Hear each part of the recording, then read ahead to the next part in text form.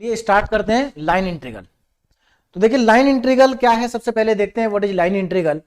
तो देखिए line integral of A vector point function, vector function, यहां पर हमारे पास क्या है, एक वेक्टर फंक्शन है एफ, है ना, वेक्टर फंक्शन है एफ। हमें इसका लाइन इंटीग्रल निकालना है, लाइन इंटीग्रल को कैलकुलेट करना है अलोंग द कर्व सी। कौन से कर्व के अलोंग? सी कर्व के अलोंग। यानी कि लाइन इंटीग्रल हमेशा किसी ना किसी कर्व या किसी ना किसी लाइन के अलोंग कैलकुलेट किया जाता है, ठीक।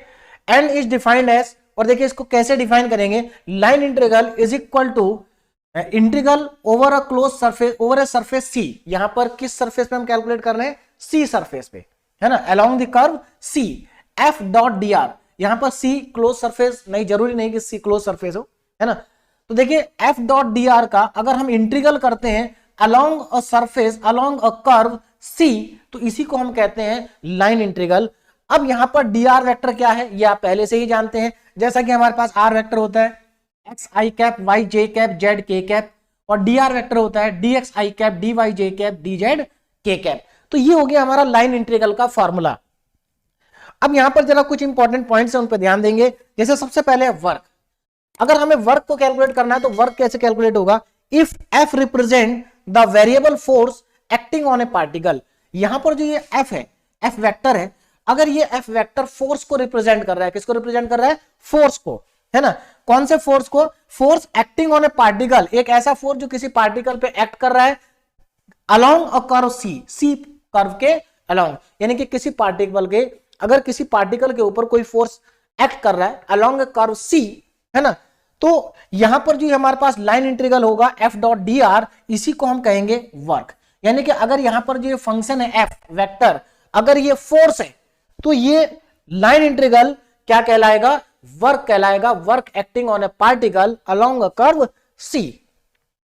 आगे देखिए, अगर इसी एफ वेक्टर को, यही एफ वेक्टर अगर हमारा वेलोसिटी को रिप्रेजेंट करे, if F vector represent the velocity of a fluid particle, अगर ये एफ वेक्टर फ्लूइड पार्टिकल की वेलोसिटी को रिप्रेजेंट कर रहा है ना, and C is a close curve, और सी कोई क्लोज कर्व है, देखिए यहां पर जो कर्व है वो क्लोज्ड है, तो जो हमारा लाइन इंटीग्रल होगा उसको हम कहेंगे सर्कुलेशन। अब देखिए ये क्लोज कर्व है, तो जब भी हम क्लोज कर्व पे इंटीग्रेशन करते हैं तो यहां पर इस तरह का क्लोज सर्कल का सिंबल बनता है इंटीग्रेशन के सिंबल के ऊपर। इसका मतलब ये इंटीग्रल जो हो रहा है ये क्लोज कर्व के ऊपर है, ठीक है। चलिए अब यहां पर देखिए नेक्स्ट पॉइंट हमारा है कि if F dot D R, अगर close interval F dot D R का 0 आ जाता है तो इसका मतलब क्या है? इसका मतलब ये है कि जो एफ वेक्टर है ये ई रोटेशनल है। भाई ई रोटेशनल क्यों है? क्योंकि एफ डॉट डी आर का क्लोज इंटीग्रल 0 आ रहा है, इसका मतलब ये क्लोज कर्व नहीं है, है ना। तो एफ वेक्टर कैसा हो गया? ई रोटेशनल हो गया। तो ये कुछ इंपॉर्टेंट पॉइंट्स थे जो आप लाइन इंटीग्रल के बारे में ध्यान रखेंगे। अब यहां पर लाइन इंटीग्रल के क्वेश्चंस हैं, तो इन क्वेश्चंस को देखते हैं कैसे सॉल्व हुए ये क्वेश्चन, क्योंकि इंपॉर्टेंट क्वेश्चन है, रिवाइज करते हैं इनको, ध्यान दीजिए। देखिए सबसे पहला question, find the total work done by a force. अब आपको ये फोर्स दे रखा है, आपको ध्यान देना, क्या दे रखा है? फोर्स दे रखा है, और आपसे वर्क डन पूछा है ना। In moving A particle, particle को कहां से कहां तक मूव कराया? 0,0 से लेकर a,b तक मूव कराया अलोंग द रेक्टेंगल। देखिए अलोंग द कर्व होता है, तो यहां पर जो कर्व है वो रेक्टेंगल है, along the rectangle bounded by the line, और जो रेक्टेंगल है वो किस लाइन से बाउंडेड है? ये लाइंस दे रखी हैं। तो यानी कि ये जो फोर्स है, ये फोर्स एक पार्टिकल को इस पॉइंट से इस पॉइंट पर लेके जाता है, किस रास्ते से लेके जाता है? रेक्टेंगल की बाउंड्री से लेके जाता है, ठीक है ना। तो हमें कैलकुलेट करना है वर्क डन, यानी कि वर्क डन का यहां पर फॉर्मूला क्या होगा? Integration of F dot D are.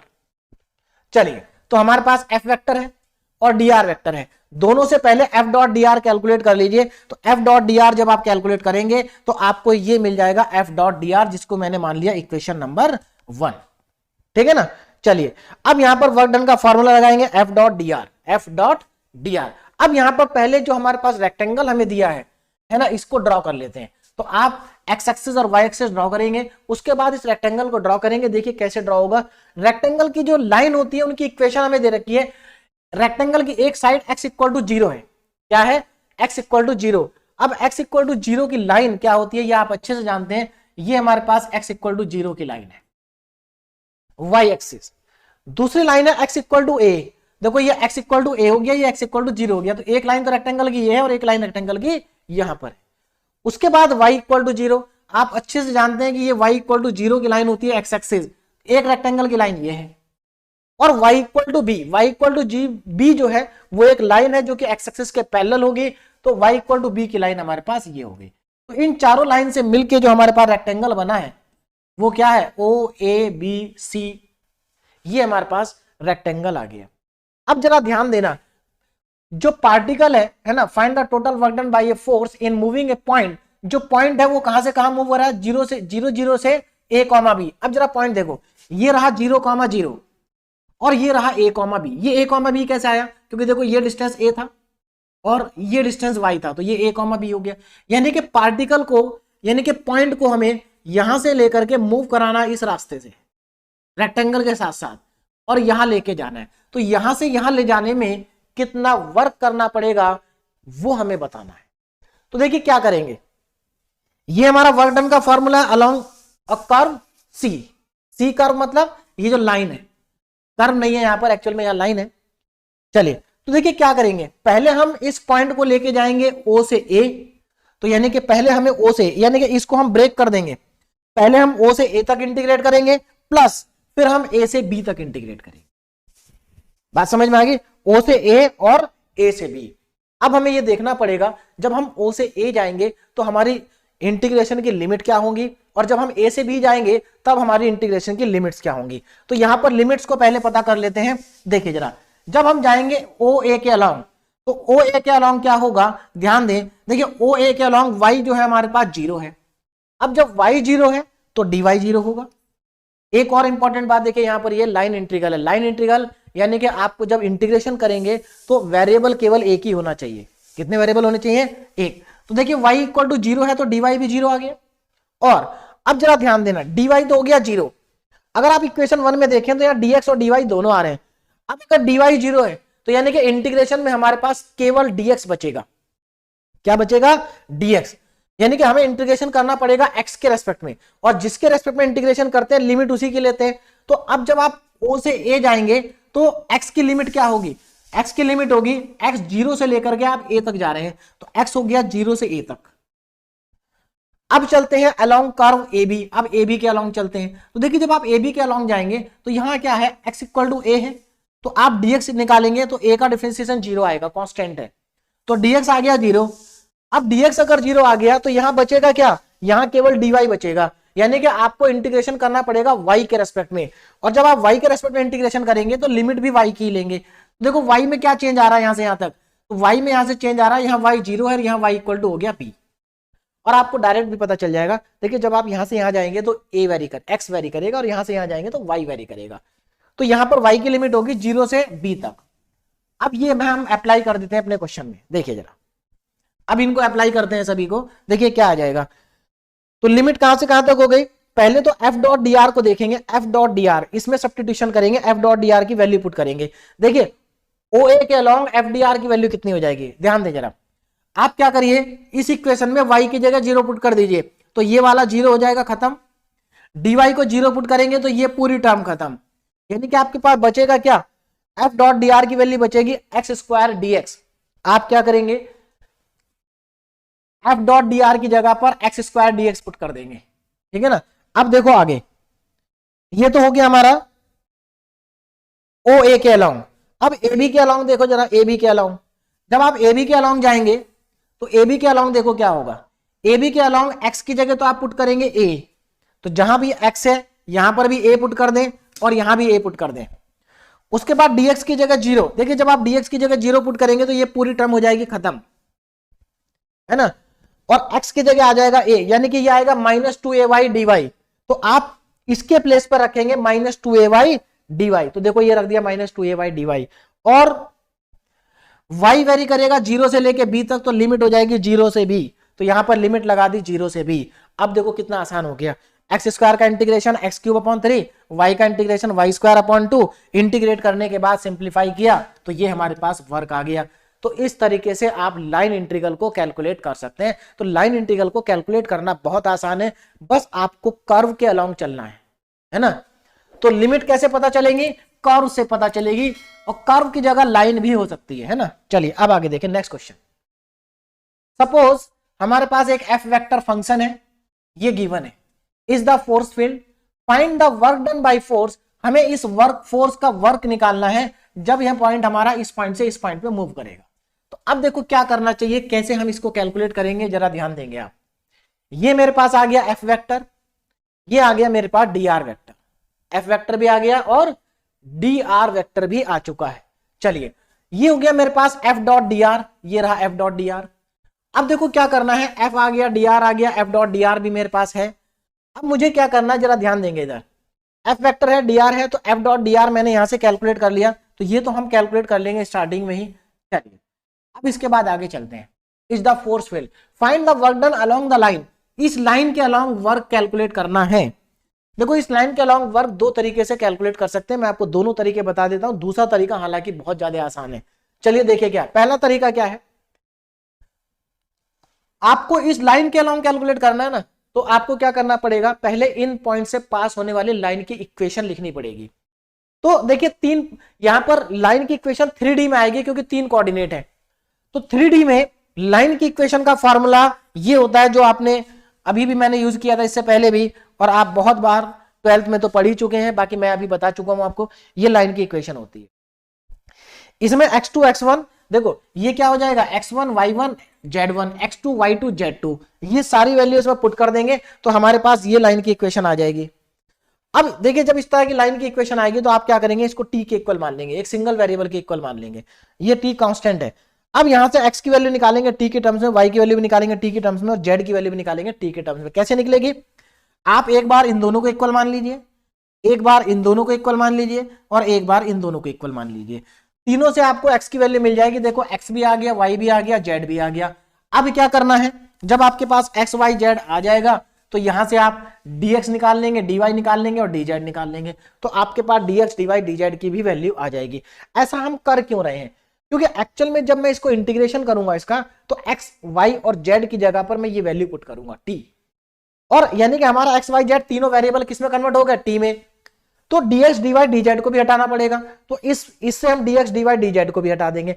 अब बात आती है लिमिट की, कि लिमिट क्या होंगी। देखो आपको इस पॉइंट से इस पॉइंट पे जाना है, तो जब आपके पास ये वाला पॉइंट है तो देखिए इस पॉइंट पर t की वैल्यू कितनी होगी, आप इस पॉइंट को पुट करिए इन तीनों में, हमेशा t की वैल्यू आपके पास हमेशा t की वैल्यू 1 0 आएगी। देखो आप पुट करके देखो, अगर मैं यहां पर x 2t + 1 है, x की जगह अगर मैं 1 पुट करूंगा तो t की वैल्यू कितनी आएगी, 0 आएगी। ठीक है, x की जगह पर अगर मैं 2 पुट करूंगा, देखिए इस पॉइंट पर देखें जरा, हाँ, तो जब मैं x की जगह पर 1 पुट करूंगा t 0 आएगा। उसके बाद मैं y की जगह पर इसमें अगर 2 पुट करूंगा तब भी t 0 आएगा। z की जगह पर अगर मैं 3 पुट करूं तब भी t 0 आएगा।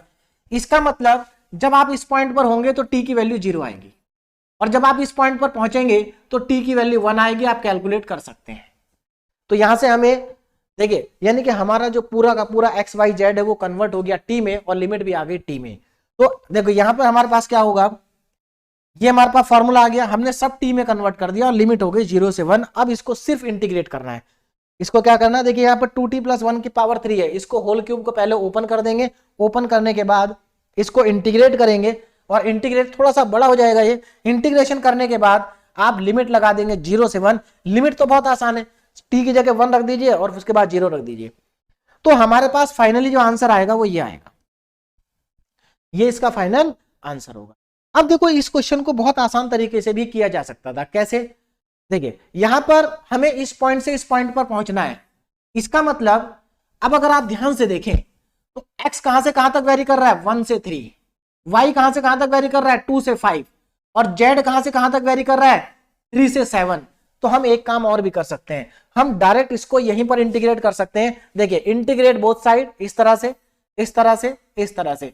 और देखिए ये x का इंटीग्रल है, तो x कहां से कहां तक वेरी कर रहा है, 1 से 3, ये कहां से कहां तक वेरी कर रहा है, 2 से 5, और ये कहां से कहां तक वेरी कर रहा है, 3 से 7। डायरेक्ट लिमिट लगा दो, आपका आंसर आ जाएगा। देखिए कैसे, यहां देखिए second method F dot D are की वैल्यू ये थी, हमने क्या किया, इनको अलग अलग कर दिया। तो देखो ये इंटीग्रल x के रेस्पेक्ट में है, ये y के और ये z के। तो x कहां से कहां तक वेरी कर रहा है, x वेरी कर रहा है 1 से 3, y वेरी कर रहा है 2 से 5, और 3 z वेरी कर रहा है 3 से 7। तो ये सारी लिमिट आप यहां पर लगा देंगे तो आपके पास ये आ जाएगा इंटीग्रल। चलिए मैं इसको आगे इवेल्युएट कर देता हूं। देखिए एक्स क्यूब का इंटीग्रेशन एक्स की पावर 4/4 लिमिट हो जाएगी 1 से 3 प्लस y का इंटीग्रेशन y² लिमिट हो जाएगी 2 से 5 प्लस z² लिमिट हो जाएगी 3 से 7। अब यहां पर आप अपर लिमिट माइनस लोअर लिमिट जैसे ही अप्लाई करेंगे आपको आंसर मिल जाएगा 3 की पावर 4। अपर लिमिट रखेंगे 3 की पावर 4 कितना होता है, 3 की पावर 4 आ जाएगा आपका 81/4 माइनस लोअर लिमिट पुट करेंगे तो 1/4, तो 81/4 माइनस 1/4 प्लस अगेन अपर लिमिट माइनस लोअर लिमिट यानी कि 5² माइनस ये 2 है तो 2² ये हमारा हो गया upper limit minus lower limit. Again इसमें upper limit plus minus lower limit करेंगे तो 7² माइनस 3² ये हमारा आ जाएगा। अब यहां से देखिए आगे हम इसको सिंप्लीफाई करेंगे, कितना आएगा W इज इक्वल टू, देखिए इसको सिंप्लीफाई करते हैं, ये कितना है, इसका एलसीएम अगर मैं लूंगा तो ये 80/4 आ जाएगा, है ना, 4 एलसीएम आ जाएगा 81 - 1 प्लस यहां देखो ये 25 है और ये माइनस का 4 है, भाई 5² 25 4 और नीचे एलसीएम 2 आएगा, तो यहां पर नीचे एलसीएम 2 आएगा तो नीचे तो 2 है, ऊपर देखो कितना आएगा 25 में से 2 को माइनस करेंगे 4 को माइनस करेंगे 21 आ जाएगा, ये सिंप्लीफाई करने के बाद 21 आ जाएगा, ठीक है ना। एक स्टार्टिंग का मैंने गलत लिख दिया, ये 80/4 आएगा और ये 21/2 आ जाएगा सिंप्लीफाई करने के बाद। नेक्स्ट टर्म क्या आएगी 49 माइनस 9 यानी कि 40/2, तो ये आ जाएगा 40/2। अब यहां पर देखिए इसको मैं 2 टाइम्स ही कैंसिल करता हूं और ये 40 आ जाएगा क्योंकि यहां पर अब मेरा एलसीएम आ रहा है 2, तो इसका एलसीएम ले लेंगे 2। देखिए मैंने इसको कैंसिल नहीं किया क्योंकि एलसीएम 2 आना है, क्योंकि यहां कैंसिल नहीं होगा, ये 2 आ गया, कितना आ जाएगा 40 प्लस 21 प्लस 40, तो 40 40 80 और 21 101, तो यहां पर 101/2 ये हमारा आंसर आ गया। और ये देखो आसान मेथड है, देखो पिछले क्वेश्चंस कितना बड़ा हो गया था और यहां डायरेक्ट हमारा आंसर आ गया। तो इस तरह के क्वेश्चन को आप ध्यान रख सकते हैं और आप डायरेक्ट कर सकते हैं, क्योंकि x जो है हमारा वो 1 से 3 जा रहा है, 2 5 जा रहा है, और y जो है 2 से 5 जा रहा है, और z जो है वो 3 से 7 जा रहा है। तो इस तरह का अगर आपको क्वेश्चन दिया हो तो आप डायरेक्ट भी कर सकते हैं अलग अलग लिमिट लगाने के बाद। चलिए अब देखते हैं नेक्स्ट क्वेश्चन। अब देखिए अगेन इंपॉर्टेंट क्वेश्चन है, आपको ए वेक्टर दे रखा है, ठीक है ना, इफ ए वेक्टर दिया हुआ है, आपको इनका इवेल्युएट करना, line integral A.dr find out करना है अराउंड द कर्व, किस कर्व के अराउंड, सी के, और सी जो कर्व है वो सी कर्व किससे बना है, y = x² से और x = y² से, यानी कि इस बार हमें जो कर्व है वो 2 कर्व से मिलके बना है, सी कर्व 2 कर्व से मिलके बना है, तो हमें पहले इन दोनों कर्व को ड्रॉ करना पड़ेगा और ये जो कर्व आएगा इस कर्व के अलॉन्ग इसका लाइन इंटीग्रल कैलकुलेट करना होगा। तो देखिए जरा, सबसे पहले तो A.dr निकाल लिया, ए आपके पास है, dr आपके पास है, A.dr ये आ गया आपके पास, है ना, तो A.dr तो आपको सबसे पहले फाइंड कर लेना है, ये तो सारे क्वेश्चन में कॉमन है। चलिए अब कर्व ड्रॉ करते हैं। पहला कर्व y = x², आप अच्छे से जानते हैं ये एक अपवर्ड पैराबोला है। कैसा पैराबोला है, upward, x = y², rightward parabola है। दोनों पैराबोला को ड्रॉ कर दिया, देखिए एक ये आ गया पैराबोला, एक ये आ गया, ये अपवर्ड ये राइटवर्ड, दोनों ड्रॉ कर दिए। और हमारा जो क्लोज कर्व बना ना इनसे मिलके बना, तो देखो क्लोज कर्व कौन सा बनेगा, ये बनेगा, यहां से स्टार्ट, यही तो क्लोज कर्व बन रहा है, ये हमारा C1, ये क्लोज कर्व हो गया। तो क्लोज कर्व में 2 पार्ट है, एक ये वाला पार्ट को हम C1 बोल देते हैं और इस पार्ट को हम C2 बोल देते हैं, ठीक। तो अब इसमें एक इंपॉर्टेंट पॉइंट आ रहा है, ये पॉइंट ऑफ इंटरसेक्शन हमें चाहिए, और ये तो हमें पता है ये 0,0, तो इसके 2 पॉइंट ऑफ इंटरसेक्शन है, एक 0,0 और एक ये, तो ये हमें कैलकुलेट करना पड़ेगा। कैसे कैलकुलेट होगा, इन दोनों को आपस में सॉल्व कर देंगे, दोनों इक्वेशन को। तो दोनों इक्वेशन को जब आप सॉल्व करेंगे तो आपके पास x 0 तो y भी 0, देखो x जब 0 है तो y भी 0 है, और x जब 1 है तो y भी 1 है, यानी कि आपको 2 पॉइंट ऑफ इंटरसेक्शन मिल गए, 0,0 जो ओरिजिन है और 1,1 जो ये वाला पॉइंट है। तो आपको पॉइंट ऑफ इंटरसेक्शन पता चल गया, 0,0 और 1,1। अब क्या करना है, अब हमें करना लाइन इंटीग्रल क्लोज कर्व के अलॉन्ग। कौन से क्लोज कर्व के अलॉन्ग, ये जो क्लोज कर्व बन रहा है तो ये जो क्लोज कर्व है इसमें मान लेते हैं ये वाले पार्ट C1 है और ये वाला पार्ट C2 है, तो आप ऐसे जाएंगे और ऐसे वापस आएंगे, ध्यान रखना, ठीक है ना, ऐसे जाएंगे और ऐसे वापस आएंगे तभी तो क्लोज कर्व बनेगा। तो ये हमारा क्लोज कर्व बन जाएगा। अब देखें जरा ध्यान से कैसे करेंगे। तो पहले आप क्या करेंगे, जब एफ डॉट डी आर, जब इंटीग्रेशन का फॉर्मूला लगाएंगे तो C1 और C2 अलग अलग कर देंगे, है ना, C1 ए डॉट डी आर C1 के along, A dot D R C2 के अलाउंग, और A dot D R close. देखिए यहाँ पर क्लोज इंटीग्रल लिखा है, क्यों लिखा है, क्योंकि C कर्व जो है वो क्लोज है, और C1 के साथ क्लोज इंटीग्रल नहीं लिखा है क्योंकि C1 क्लोज नहीं है, C1 तो यहां से यहां तक है और C2 यहां से यहां तक है, तो C1 और C2 को मिला के क्लोज कर्व बन रहा है, C1 अकेला क्लोज कर्व नहीं है। चलिए अब देखो क्या करना है, ए डॉट डी आर की यहां वैल्यू रखो, ए डॉट डी आर की यहां पर भी वैल्यू रखो। अब यहां पर इंपॉर्टेंट काम क्या है, इंपॉर्टेंट हमें यह देखना पड़ेगा पहले कि C1 के अलाउंग dx में डी, यहां पर C1 के अलाउंग एक्स वाई की वैल्यूज क्या क्या होंगी और लिमिट क्या क्या होगी, तो ये सब फाइंड करनी पड़ेगी हमें। अब जरा देखें, तो पहले यहां पर हम लिखेंगे फॉर कर्व C1, पहले C1 पे आ जाते हैं। तो आप देखो C1 पर अगर आप देखो तो C1 जो कर्व है, इस कर्व की इक्वेशन क्या है, इस कर्व की इक्वेशन है y equal to x square. तो हमने इस कर्व की इक्वेशन लिखी y equal to x square. अब इसका आप डिफरेंशिएशन कर दो तो dy कितना आ जाएगा, 2x dx आ जाएगा, तो y हमारे पास आ गया, dy हमारे पास आ गया। अब यहां पर ध्यान रखना यार जीरो कुछ नहीं होगा क्योंकि दोनों वेरिएबल है। चलिए अब आप ध्यान देना, हम क्या करेंगे, y के प्लेस पर पुट कर देंगे एक्स स्क्वायर और dy के प्लेस पर पुट कर देंगे 2x dx। तो एक बात बताइए, अगर आप यहां पर y के प्लेस पे एक्स स्क्वायर रख देंगे, है ना, y के प्लेस पे एक्स स्क्वायर रख देंगे और dy के प्लेस पे 2x dx रख देंगे, तो क्या पूरा इंटीग्रेशन आपका x के टर्म में आ जाएगा, है ना। तो अगर ये पूरा इंटीग्रेशन x के टर्म्स में आया, अगर C1 के अलोंग पूरा इंटीग्रेशन x के टर्म्स में आया, तो आपको लिमिट भी x की ही लेनी पड़ेगी। तो x की लिमिट क्या है भाई, x की लिमिट देखो, x C1 के अलोंग x कहां से कहां तक वेरी कर रहा है, यहां पर x 0 है और यहां पर x 1 है, तो यानी कि x की लिमिट क्या होगी, 0 से 1। तो देखो वही लिखा है कि x वेरी करेगा 0 से 1।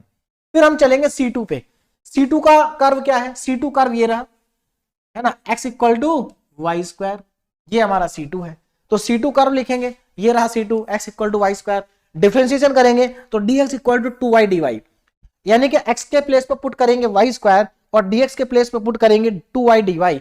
तो जब आप x के प्लेस पे वाई स्क्वायर पुट करेंगे और dx के प्लेस पे y के टर्म्स में पुट करेंगे, तो ये पूरा इंटीग्रेट, ये पूरा का पूरा आ जाएगा y के टर्म्स में। तो अब आपको लिमिट भी y की लेनी होगी, ठीक है ना, लिमिट किसकी लेनी होगी, y। तो y कहां से कहां तक वेरी कर रहा है, अब जरा ध्यान देना, आप यहां से यहां तक गए, अब आपको इसके रास्ते, इस रास्ते से इधर आना है ना। तो यहां पर y कहां से कहां तक वेरी कर रहा है, देखो यहां पर y की वैल्यू जो है वो 1 है और यहां पर 0 है, यानी कि 1 से 0 जाना है आपको। लिमिट क्या हो गई, 1 से 0, y 1 से 0 जाएगा, बस अब हो गया आपके पास। तो ये रहा हमारे पास a डॉट डी आर, ये हमारे पास हमने यहाँ a डॉट डी आर की वैल्यू पुट कर दी, a डॉट डी आर की वैल्यू पुट कर दी, और अब इसमें कर देंगे सब्स्टिट्यूशन। देखिए क्या सब्स्टिट्यूशन होंगे, पहला सब्स्टिट्यूशन C1 के अलाउंग, देखो C1 के अलाउंग, C1 में y के प्लेस पे एक्स स्क्वायर रख दीजिए, dy के प्लेस पे 2x dx रख देंगे, है ना, और एक y यहां पर भी आ रहा है, इसकी जगह भी एक्स स्क्वायर रख दीजिए, तो देखो ये आ जाएगा मेरे पास। फिर दूसरे वाले C2 के अलाउंग चले, C2 में क्या करना है, x के प्लेस पे y स्क्वायर पुट कर दें, dx के प्लेस पे 2y dy पुट कर दें, है ना। तो x के प्लेस पे आप पुट करेंगे y स्क्वायर, दो जगह x है, दोनों जगह y स्क्वायर, dx के प्लेस पे 2y dy, तो ये आ जाएगा पूरा इंटीग्रल y की टर्म्स में, और लिमिट आ जाएगी y की 1 से लेके 0 तक, लिमिट होगी 1 से 0। अब मेरे ख्याल से इसके बाद किसी को कोई प्रॉब्लम नहीं होगी, एकदम सिंपल सा इंटीग्रेशन है, इंटीग्रेट करें, लिमिट लगाएं, आपका आंसर आ जाएगा। तो बहुत आसान है लाइन इंटीग्रल को, बस थोड़ा सा ध्यान से करना है, सिंपल इंटीग्रेशन है जो आप आसानी से कर सकते हैं, और लाइन इंटीग्रल में सिंगल इंटीग्रेशन होगा। चलिए, तो मेरे ख्याल से आपको ये क्वेश्चन भी समझ में आ गया होगा, अगेन इंपॉर्टेंट क्वेश्चन था ना। Find the work done in moving A particle, अब आपको वर्क डन फिर से निकालना है in moving A particle in the force field, force आपको दे रखा है along the curve defined by. अब देखिए किस कर्व के अलोंग निकालना है, यहां पर 3 कर्व आपके पास डिफाइन है, 3 कर्व आपके पास डिफाइन है, x square equal to 4y, 3x cube equal to 8z, and from x equal to 0 to x equal to 2।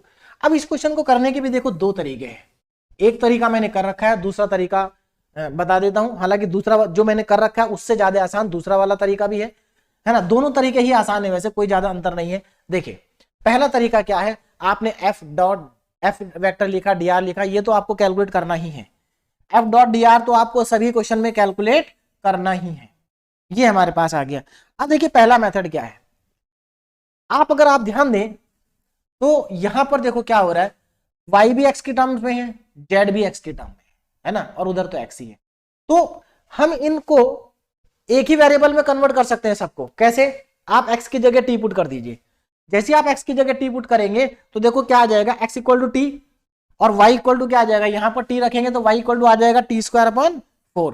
तो देखो x की वैल्यू भी t में आ गई, y की वैल्यू t में आ गई, और यहां पर अगर आप t रखेंगे तो z की वैल्यू भी t में आ जाएगी। तो x y z आपने तीनों t में निकाल लिए। अब उसके बाद क्या करो, देखो x y z की जगह t की टर्म्स रखेंगे, अब ये dx dy dz है, इनको भी t में कन्वर्ट कर दो। तो आप क्या करेंगे, इसको डिफरेंशिएट करेंगे तो dx इक्वल टू dt आ जाएगा, dy equal to 2t upon 4 आ जाएगा। तो इस तरह से आप पहले dx निकाल लो, dy निकाल लो और dz निकाल लो, निकल सकते हैं। यानी कि अब ये पूरा का पूरा जो हमारा f डॉट dr है ये कन्वर्ट हो गया किसमें, t की टर्म्स में, इन टर्म्स ऑफ t। अब जब सब कुछ t की टर्म्स में कन्वर्ट कर दिया तो लिमिट भी तो t में होनी चाहिए। तो लिमिट कैसे होगी जरा देखो, x 0 से लेके 2 तक वेरी कर रहा है और x के प्लेस पे हमने पुट किया t, तो यानी कि t भी कहां से कहां तक वेरी करेगा, 0 से 2 तक। तो लिमिट क्या हो जाएगी, 0 से 2। तो अब देखो फॉर्मूला लगाएंगे वर्क डन का और f डॉट dr की जगह ये लिखेंगे, और इसमें लिखने के बाद देखिए f डॉट dr लिखा, इसकी वैल्यू पुट कर दी। अब जितने भी सब्स्टिट्यूशन है यहां पर x की जगह पुट कर दो t, है ना, dx की जगह dt, dy की वैल्यू पुट कर दो, यहां पर ये dy की वैल्यू आ गई, है ना, यहां पर x की जगह t, y की जगह z की जगह z की वैल्यू, y की जगह y की वैल्यू, मतलब सारे सब्स्टिट्यूशन उठा के यहां रख दीजिए। जब आप सारे सब्स्टिट्यूशन कर देंगे, x y z की वैल्यू पुट कर देंगे, dx dy dz सब पुट कर देंगे, लिमिट 0 से 2 कर देंगे। अब इसको कर दें इंटीग्रेट, इंटीग्रेट करने के बाद आपको मिल जाएगा आंसर। दूसरा तरीका देखिए क्या है, दूसरा तरीका यह है कि आप यहां पर देखिए हमारे पास जो y है, आप y के प्लेस पे देखिए यहां से y को कैलकुलेट करिए, y कितना आएगा, एक्स स्क्वायर अपॉन 4। तो आपको जहां जहां y दिखाई दे रहा है इसमें y के प्लेस पे एक्स स्क्वायर अपॉन 4 पुट कर दो, क्या पुट कर दो, x अपॉन 4, यानी कि y के प्लेस पे आ जाएगा एक्स स्क्वायर अपॉन 4, और जहां आपको dy दिखाई दे रहा है इसको डिफरेंशिएट करो तो ये 2x अपॉन 4 यानी कि x अपॉन 2 आ जाएगा। तो y की जगह पर एक्स स्क्वायर अपॉन 2 और dy की जगह पर x अपॉन 2 पुट कर दे सब जगह, ठीक है ना। अच्छा उसके बाद यहां पर आ जाओ, यहां से z निकालो, z कितना है 3/8x³।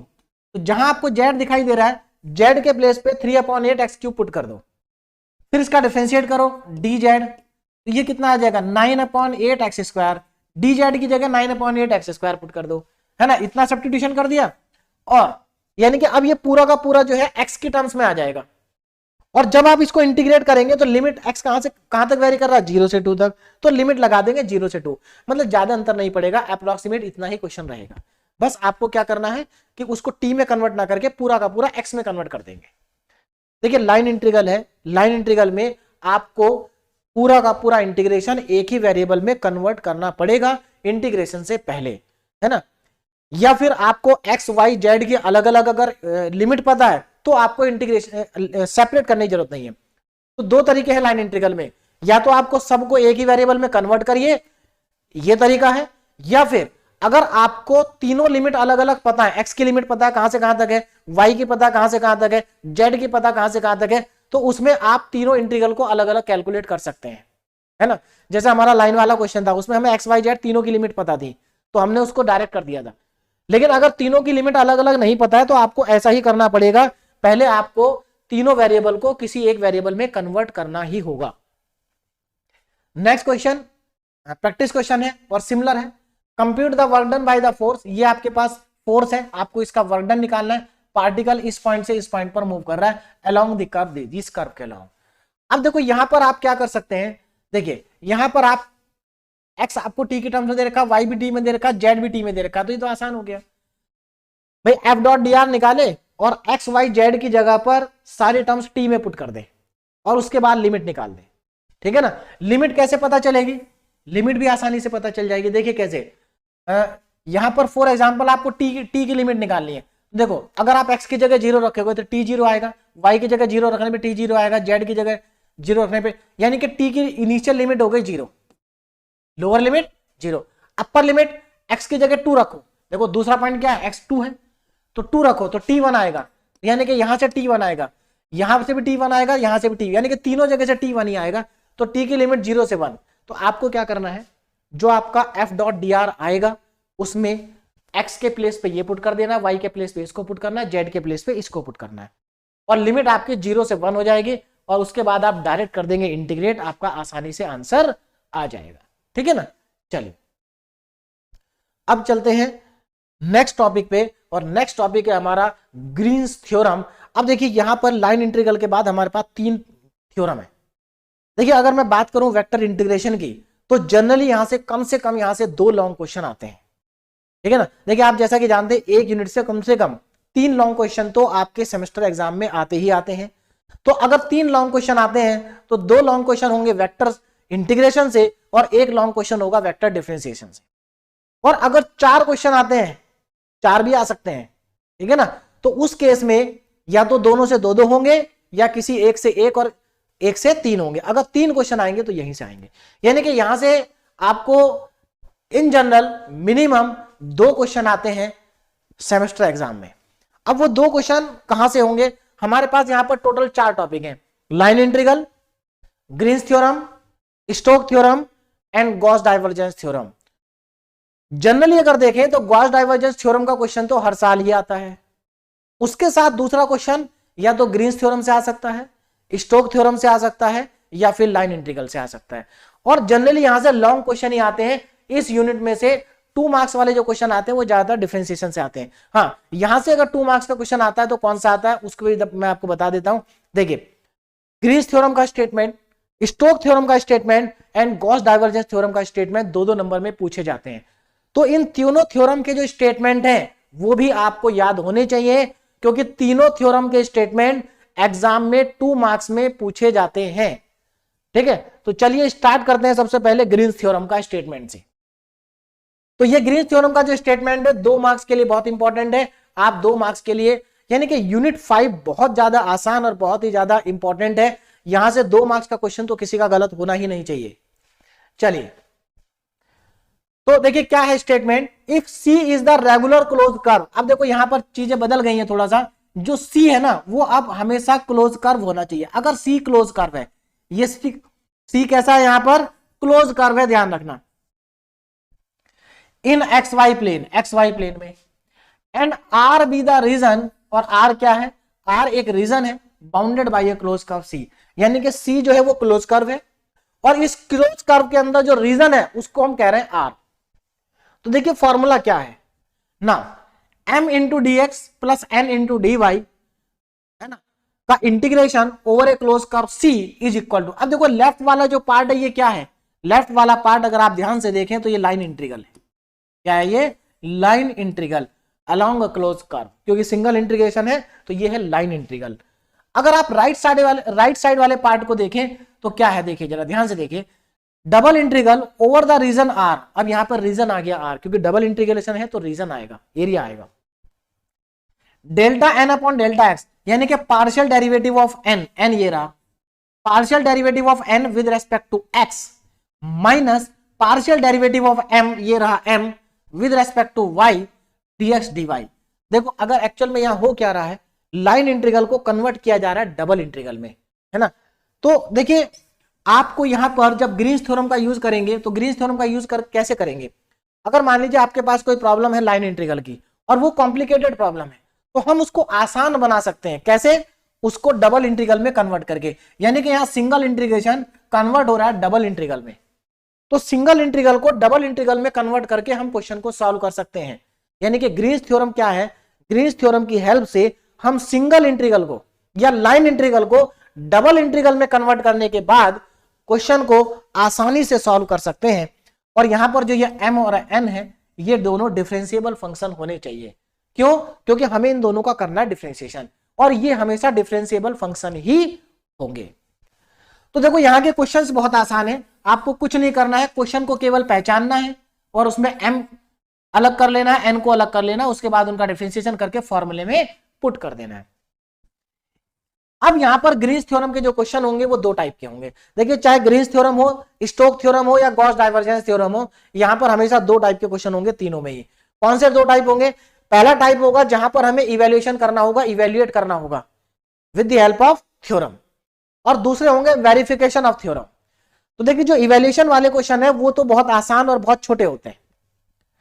जो वेरिफिकेशन वाले क्वेश्चन है आसान तो होते हैं लेकिन लॉन्ग क्वेश्चन होते हैं। क्यों? क्योंकि जब आपको वेरिफिकेशन का मतलब है कि आपको लेफ्ट साइड भी फाइंड करनी पड़ेगी और राइट साइड भी फाइंड करनी पड़ेगी, तो क्वेश्चन हो जाएगा बड़ा, लेकिन क्वेश्चन रहेगा आसान ही। तो तीनों थ्योरम के क्वेश्चन बहुत ज्यादा आसान है। हाँ, वेरिफिकेशन वाले क्वेश्चन बहुत ज्यादा लेंथी भी है, खास करके स्टोक्स थ्योरम के जो क्वेश्चन है वेरिफिकेशन वाले वो लेंथी क्वेश्चन है लेकिन आसान है। तो चलिए स्टार्ट करते हैं ग्रीन्स थ्योरम के question. Now use Green's theorem, evaluate करना है। तो देखो इस बार हमें वेरीफाई नहीं करना, इवेल्युएट करना है। तो पहले मैं आपको इवेल्युएशन वाले क्वेश्चन बता रहा हूं। तो ग्रीन्स थ्योरम का यूज करके आपको इसको इवेल्युएट करना है। Where C is the square, C क्या है? यहां पर एक स्क्वायर है जो कि इन लाइन से बना है, और आपको पता होना चाहिए ग्रीन्स थ्योरम में जो सी होता है वो क्लोज कर्व होता है, एंड जो हमारा स्क्वायर है वो भी एक क्लोज कर्व ही है, क्लोज फिगर है स्क्वायर। तो क्या करेंगे? सबसे पहले देखो आपको क्या करना है ग्रीन्स थ्योरम में, आप यहां पर जो ये लिखा हुआ है देखो, इसमें देखो जरा ध्यान से देखो, पहचानो इसको, ये m है, क्या है ये? m, और ये है n। तो आपको पता चल गया m और n का। तो आप पहले जो गिवन है उसको लिखेंगे, इसमें से m पता चल गया आपको, n पता चल गया। क्या करना है? m और n फॉर्मूले के अकॉर्डिंग हमें n का पार्शियल डेरिवेटिव x के रेस्पेक्ट में करना है, m का y के रेस्पेक्ट में करना है, कर लीजिए। तो यहां पर del m upon del y आ गया, del n upon del x आ गया, फिर इनको माइनस कर दो, del n upon del x minus del m upon del y, तो हमारे पास आ गया x। Now use Green's theorem, Green's theorem का यूज करेंगे तो ये हमारे पास ग्रीन्स थ्योरम है। हमने क्या किया यहां पर, अब जरा ध्यान देना, देखो लेफ्ट साइड में m की वैल्यू पुट कर दी, n की वैल्यू पुट कर दी, तो हमारे पास आ गया ये वही चीज आ गई जो हमें इवेल्युएट करनी है, यही तो इवेल्युएट करना है। और राइट साइड में भी हमने पुट कर दिया, इसकी वैल्यू हमारे पास x आ गई थी, हमने यहां x कर दिया। अब हमें क्या करना है? इसकी वैल्यू इवेल्युएट करनी है। तो देखो हम इसको नहीं सॉल्व करेंगे, हम इसको सॉल्व करेंगे, क्योंकि इसकी वैल्यू वही होगी जो इसकी वैल्यू होगी, और राइट साइड को सॉल्व करना ज्यादा आसान है as compare to left side. अब आप खुद ही सोचिए, ये आसान है या ये आसान है? ये डेफिनेटली आसान है, भले ही यहां पर डबल इंटीग्रल है लेकिन ये आसान है। अब यहां पर लिमिट देखनी पड़ेगी हमें। तो लिमिट कैसे पता चलेगी? लिमिट पता चलेगी कर्व से। आपको ये ड्रॉ करना पड़ेगा, y देखिए यहां पर क्या, y equal to plus minus 1, y equal to plus minus 1 है, तो इसको आप पहले प्लॉट करेंगे। अच्छा एक और इंपॉर्टेंट बात, ये क्वेश्चन लाइन इंटीग्रल में भी हो सकता है ना? लाइन इंटीग्रल में अगर ये क्वेश्चन आएगा तो कैसे आएगा? इवेल्युएट, इसको इवेल्युएट करो अलोंग द कर्व, ये आ जाएगा, है ना? तो उस केस में आपको क्या करना होगा? उस केस में आपको लिमिट लेफ्ट साइड में लगानी पड़ेगी, है ना? लेकिन फिलहाल तो डबल इंटीग्रल है। तो देखिए लिमिट कहां से कहां तक हो जाएगी, जरा ध्यान दीजिए। देखिए कर्व, यहां पर कर्व देखिए ये रहा, x इक्वल टू 1 की लाइन ये रही, x इक्वल टू माइनस 1 की लाइन ये रही, y इक्वल टू प्लस 1 की लाइन ये रही, और y इक्वल टू माइनस 1 की लाइन ये रही, तो ये एक स्क्वायर बन गया। अब आप इसके स्क्वायर में देख सकते हैं कि लिमिट x की लिमिट x कहां से कहां तक वेरी कर रहा है? x वेरी कर रहा है माइनस 1 से प्लस 1, और y भी वेरी कर रहा है माइनस 1 से प्लस 1। तो देखो लिमिट हमें पता चल गई, x की लिमिट माइनस 1 से प्लस 1 और y की लिमिट माइनस 1 से प्लस 1। और इस इंटीग्रल को अब सॉल्व करना हमारे लिए बहुत ज्यादा आसान हो गया है। कैसे? अंदर y की लिमिट है तो x dx कांस्टेंट हो गया, dy का इंटीग्रेशन y हो गया, लिमिट लगाएंगे तो हमारे पास ये आ जाएगा। अब देखो यहां पर ये हमारे पास आ गया, है ना? अब इसको देखो क्या करेंगे, x dx, आप चाहें तो इसको x स्क्वायर अपॉन 2 करें और अपर लिमिट माइनस लोअर लिमिट कर दें तो ये 0 आएगा, या सिर्फ आप यहां पर डायरेक्ट प्रॉपर्टी का यूज भी कर सकते हैं। हमने डेफिनेट इंटीग्रेशन में एक प्रॉपर्टी पढ़ी थी कि अगर माइनस ए से a हमें लिमिट दे रखी है fx dx, तो इसकी जो वैल्यू होती है वो डबल हो जाती है और लिमिट हो जाती है 0 से a। लेकिन ये डबल कब होती है? जब fx होता है और इवन फंक्शन, और इसकी वैल्यू 0 हो जाती है अगर fx ऑड फंक्शन है। तो यहां पर देखो fx है x और x is an odd function, fx क्या है? ऑड फंक्शन है। कैसे पता चला कि x ऑड फंक्शन है? देखिए fx इक्वल टू x है, अगर आपको ये पता करना है कि गिवन फंक्शन ऑड है या इवन है तो आप क्या करेंगे, x के प्लेस पे माइनस एक्स रख दो। अगर x के प्लेस पे माइनस एक्स रखने से फंक्शन का साइन चेंज हो जाता है तो इसका मतलब ऑड है, तो ये ऑड है। साइन चेंज हो गया, देखो माइनस एक्स आ गया तो ये माइनस एफ एक्स हो गया, तो ये ऑड है। अगर साइन चेंज नहीं होता तो इवन है। जैसे फॉर एग्जांपल यहाँ पर अगर एक्स स्क्वायर होता तो एक्स की जगह पर अगर आप माइनस एक्स भी रखते तो उसका स्क्वायर होने के बाद प्लस एक्स स्क्वायर हो जाता, तो वो इवन होता। तो हमारे पास इसकी वैल्यू आ गई 0। तो देखो कितना आसान क्वेश्चन है ग्रीन्स थ्योरम का। ग्रीन्स थ्योरम के सारे क्वेश्चन हमें ऐसे ही करने हैं, है ना। हम क्या मतलब ग्रीन्स थ्योरम में हम कर क्या रहे हैं, लाइन इंटीग्रल को कन्वर्ट कर रहे हैं डबल इंटीग्रल में और उसके बाद डबल इंटीग्रल को सॉल्व कर रहे हैं। नेक्स्ट क्वेश्चन देखो, यूजिंग ग्रीन्स थ्योरम ये इवेल्युएट करना है। तो सबसे पहले काम आपका क्या है, देखो यहां पर इसको पहचानो, ये m है और ये n है। तो m लिखो और n लिखो और ये कैलकुलेट कर लो, del m upon del Y, del n upon del x, फिर यहां पर इनको माइनस कर दो।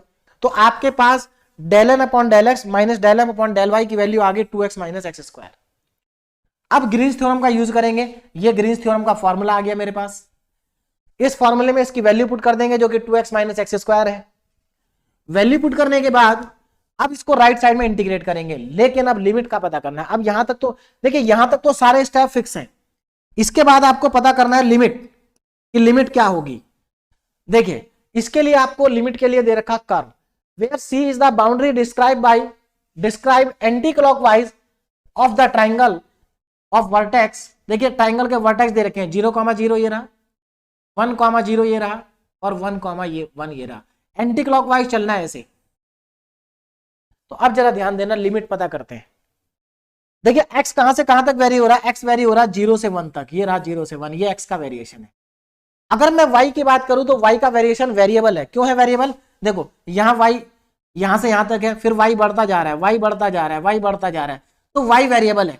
तो यानी कि y की लिमिट वेरिएबल है और x की लिमिट कांस्टेंट है। तो x तो वेरी करेगा 0 से 1 तक, तो पहली लिमिट x की हो गई 0 से 1, क्योंकि डबल इंटीग्रल में पहली लिमिट कांस्टेंट होती है, दूसरी वेरिएबल होती है। चलिए तो x वेरी हो गया 0 से 1, y कहां से कहां तक वेरी होगा, तो देखिए जिसकी लिमिट वेरिएबल होती है उसके अलावा हम लेते हैं स्ट्रिप। तो y वेरी करेगा 0 से लेकर के, यहां पर y की वैल्यू आएगी x, क्योंकि y इक्वल टू x की लाइन है।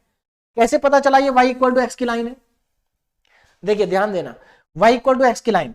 देखो यहां पर हमें ये भी पॉइंट दे रखा है, ये भी पॉइंट दे रखा है। 2 पॉइंट से पास होने वाली इक्वेशन की जो लाइन होती है y इक्वल टू mx, यानी कि 2 पॉइंट से पास होने वाली लाइन की इक्वेशन अगर आप लिखेंगे तो वो y इक्वल टू x आ जाएगी, है ना, क्योंकि यहां पर इस लाइन का स्लोप 1 है। स्लोप क्या है, 1 है। तो y equal to mx, slope आएगा 1, तो y equal to x। Slope 1 कैसे आएगा ये मैं सब पहले डिटेल में बता चुका हूं, आप डिटेल लेक्चर जाके देख सकते हैं, हालांकि सबको मालूम होगा पहले से ही। तो हमारे पास यहां पर लिमिट हमें पता चल गई। अब हमें क्या करेंगे, पहले अंदर वाला इंटीग्रेशन करेंगे और फिर अंदर वाला करने के बाद बाहर वाला इंटीग्रेशन कर देंगे, तो हमारे पास डायरेक्ट आंसर आ जाएगा। तो इस तरह से ग्रीन्स थ्योरम के हम क्वेश्चन कर सकते हैं। तो ग्रीन्स थ्योरम के क्वेश्चन बहुत ही ज्यादा आसान है ना, इवैल्यूएशन वाले। अब आगे वेरिफिकेशन वाला। वेरिफिकेशन में देखो क्या होगा, वेरिफिकेशन में देखो ग्रीन्स थ्योरम में लेफ्ट साइड क्या है, लाइन इंटीग्रल, और राइट साइड क्या है, डबल इंटीग्रल। यानी कि आपको क्या करना है, वेरीफाई करना है इसको। तो वेरीफाई करने के लिए आपको डबल काम करना पड़ेगा। कैसे भाई, आपको राइट साइड तो जैसे कैलकुलेट कर रहा है वैसे ही कैलकुलेट करेंगे, लेकिन आपको इस बार लेफ्ट साइड भी कैलकुलेट करनी पड़ेगी। लेफ्ट साइड क्या है, लाइन इंटीग्रल। यानी कि आपको लाइन इंटीग्रल भी करना पड़ेगा, आपको डबल इंटीग्रल भी करना पड़ेगा, आपको दोनों काम करने पड़ेंगे। लेफ्ट वाला लाइन इंटीग्रल है, ये डबल इंटीग्रल है। अगर लाइन इंटीग्रल डबल इंटीग्रल के बराबर आ गया तो इसका मतलब हमारी ग्रीन्स थ्योरम वेरीफाई हो गई कि ग्रीन्स थ्योरम बिल्कुल ठीक है। तो हमें ग्रीन्स थ्योरम को वेरीफाई करना है। तो देखो सबसे पहले क्या करेंगे, फंक्शन लिखा आपने, यहां से m निकाला, n निकाला, इसको पार्शियल डेरिवेटिव किया, तो आपके पास del N upon del X minus del M upon del Y की वैल्यू आ गई। तो ये काम तो आपको सभी क्वेश्चन में करना है, चाहे वेरिफिकेशन का हो या कुछ भी हो, डायरेक्ट। अब आपने ग्रीन्स थ्योरम लिखी, ये रही हमारी ग्रीन्स थ्योरम। अब हम क्या करेंगे, एक बार इसकी लेफ्ट साइड कैलकुलेट करेंगे, एक बार इसकी राइट साइड कैलकुलेट करेंगे, दोनों कैलकुलेट करेंगे, ठीक है ना। चलिए लेफ्ट और राइट दोनों कैलकुलेट करनी है। अच्छा, अब limit where C is the boundary of area enclose by x axis upper half of the circle. यानी कि जो हमारा क्लोज कर्व है वो कैसे बनेगा, इस सर्कल की हेल्प से बनेगा। इस सर्कल का अपर पार्ट लेना, एक्स एक्सिस के ऊपर वाला पार्ट। देखो तो पहले मैंने ये सर्कल ही बना लिया, ये सर्कल है, और इसका अपर पार्ट एक्स एक्सिस के ऊपर वाला पार्ट लेना, यानी कि केवल ये वाला पार्ट लेना है। तो यहां पर हमें लिमिट पता चलेगी। तो देखो x की लिमिट कहां से कहां तक वेरी हो रही, -a से +a, और y की लिमिट वेरिएबल है जो कि 0 से स्टार्ट हो गए √a² - x² तक जाएगी। तो लिमिट हमें पता चल गई। तो इसमें से हमने पहला कौन सा पार्ट कैलकुलेट कर रहे हैं, हम पहले राइट साइड कैलकुलेट कर रहे हैं, ठीक है ना। ग्रीन्स थ्योरम की पहले कौन सी साइड कैलकुलेट हो रही है, राइट साइड। तो लिमिट हमें पता चल गई -a से a और 0 से √a² - x²। अब इसका हम करेंगे डबल इंटीग्रेशन और लिमिट लगा देंगे। तो देखिए इसका डबल इंटीग्रेशन करने के बाद जब आप लिमिट लगाएंगे तो आपको ये वैल्यू मिलेगी। और डबल इंटीग्रल करना आपको मेरे ख्याल से बहुत अच्छे से आ गया होगा, क्योंकि इससे पहले हम 4th यूनिट रिवाइज कर चुके हैं। चलिए डबल इंटीग्रल आ गया हमारे पास, यानी कि राइट साइड की वैल्यू आ गई 4a³ 3। अब आप ग्रीन्स थ्योरम की लेंगे लेफ्ट साइड। मैंने लेफ्ट साइड कैलकुलेट नहीं की है शायद, है ना। लेफ्ट साइड कोई बात नहीं, देखिए लेफ्ट साइड में है हमारा लाइन इंटीग्रल, ये इसको भी इवेल्युएट करना है, क्योंकि अप्लाई करना, यहां वेरीफाई नहीं करना है, मैं गलत पढ़ लिया क्वेश्चन को, है ना। Apply Green's theorem to evaluate, यानी कि ये भी इवेल्युएशन का ही क्वेश्चन था, सॉरी, इसीलिए मैं यहां पर एक्चुअल में लेफ्ट साइड कैलकुलेट नहीं की है। हाँ तो ध्यान दीजिए, ये वेरिफिकेशन का क्वेश्चन नहीं था, अप्लाई का क्वेश्चन था, यहां पे मैंने स्टार्टिंग में गलत बोल दिया। तो इवेल्युएट करना था केवल, तो इवेल्युएशन तो हमारा हो गया, बात समझ में आ रही है ना, इवेल्युएशन हमारा हो गया। अगर यही क्वेश्चन वेरीफाई का होता ना तो हमें इसकी लेफ्ट साइड और कैलकुलेट करनी पड़ती, तो यहां पर एक्चुअली अप्लाई था, मैंने ध्यान नहीं दिया, मैंने सोचा वेरीफाई है। चलिए आगे देखें। Now using Green's theorem evaluate, इस बार भी इवेल्युएट ही करना है, वेरीफाई नहीं करना है। तो अगेन सेम क्वेश्चन है, हम यहां से n हमें पता चल गया, ∂n/∂x ∂m/∂y की वैल्यू हमें पता चल गई। ग्रीन्स थ्योरम को अप्लाई करेंगे, राइट साइड में पुट कर देंगे, है ना। अब यहां तक देखिए, यहां तक सारे स्टेप सेम होते हैं, सारे क्वेश्चन के स्टेप यहां तक सेम है। इसके बाद आके आपको लिमिट पता करनी है। लिमिट के लिए आपको कर्व दे रखे हैं, y = x और y = x²। देखिए y = x तो स्ट्रेट लाइन है, ये रही, ओरिजिन से पास होगी, और y = x² अपवर्ड पैराबोला है। तो अब आपको लिमिट पता करनी है। देखिए लिमिट, तो ये पहले पॉइंट ऑफ इंटरसेक्शन निकाल लो, दोनों को आपस में सॉल्व करके 1,1 आ जाएगा। तो देखो x तो वेरी करेगा 0 से 1 तक, और अगर मैं y की बात करूं तो y के लिए आपको स्ट्रिप लेनी होगी। यहां पर y कहां से कहां तक वेरी करेगा, इस कर्व से लेके इस कर्व, तो इस कर्व से y की वैल्यू आएगी x² और इस कर्व से y की वैल्यू आएगी x, यानी कि y की लिमिट x² से लेकर के x तक जाएगी। तो देखो x तो 0 से 1 आ गया और y x² से x आ गया। बस उसके बाद इस डबल इंटीग्रल को सॉल्व कर लेंगे, हमारा आंसर आ जाएगा तुरंत, है ना। तो यहां पर दोनों इक्वेशन को सॉल्व करके, ये तो हमारी पॉइंट आया था। तो यहां पर ये डबल इंटीग्रल आ गया, इसको आप पहले, क्योंकि ये y की लिमिट है तो y के रेस्पेक्ट में इंटीग्रेट कर दो, और जो आएगा उसको x के रेस्पेक्ट में इंटीग्रेट करके अपर लिमिट माइनस लोअर लिमिट अगर आप पुट कर देंगे तो 7/30 आ जाएगा। देखिए इन सभी क्वेश्चन का डिटेल सॉल्यूशन भी YouTube और ऐप दोनों पर अवेलेबल है, आप वहां से जाके देख सकते हैं अगर किसी को कोई डाउट है ना। हालांकि आप अब पहले ही पढ़ चुके होंगे, मैं सिर्फ आपको रिवीजन करा रहा हूं, जिसमें मैं आपको बता रहा हूं तो एक्चुअल में हमारा जो कंटेंट है वो क्या क्या है, कैसे उसको हमें पढ़ना है, ठीक है। चलिए अब आगे चलते हैं। Next question number 5, verify. अब आया वेरीफाई का क्वेश्चन, ठीक है ना। ये क्वेश्चन लेंथी होंगे क्योंकि अब हमें लेफ्ट साइड भी फाइंड करनी पड़ेगी और राइट साइड भी फाइंड करनी पड़ेगी। चलिए देखते हैं। Verify Green's theorem in the plane, ये हमें ग्रीन्स थ्योरम वेरीफाई करनी है इसके लिए, where C is the region bounded by the parabolas, है ना। जो सी है वो इन दोनों पैराबोला से बाउंडेड है। तो देखिए स्टार्टिंग के स्टेप अगेन हमारे सेम होंगे, हम ये लिखेंगे, यहां से m और n हमारे पास आ जाएगा, जिसमें से हम ∂n/∂x -∂m/∂y को फाइंड कर लेंगे, ये आ जाएगा ना बाय ग्रीन्स थ्योरम। अब देखो ये हमारे पास ग्रीन्स थ्योरम है, तो अब ग्रीन्स थ्योरम में लेफ्ट साइड और राइट साइड है, दोनों को निकालना है आपको। तो आप जो चाहे पहले उसको कैलकुलेट कर सकते हैं, आप चाहे तो लेफ्ट कैलकुलेट कर सकते हैं, चाहे तो राइट कैलकुलेट। मैं यहां पर इस क्वेश्चन में पहले मैंने राइट साइड को कैलकुलेट किया, RHS। तो RHS हमारा डबल इंटीग्रल है, इसको मैं कैलकुलेट कर रहा हूं। देखिए तो पहले मैंने कर्व बना लिया, मुझे लिमिट पता करनी है, तो ये मेरा RHS है ना। अब RHS में मुझे लिमिट चाहिए, तो क्या करूंगा मैं, इन दोनों कर्व को ड्रॉ कर लेंगे, इन दोनों कर्व का क्लोज कर्व हमारा ये आ गया, इसको C1 ले लिया, इसको C2 ले लिया। अब देखो इनका पॉइंट ऑफ इंटरसेक्शन 1,1 आ गया।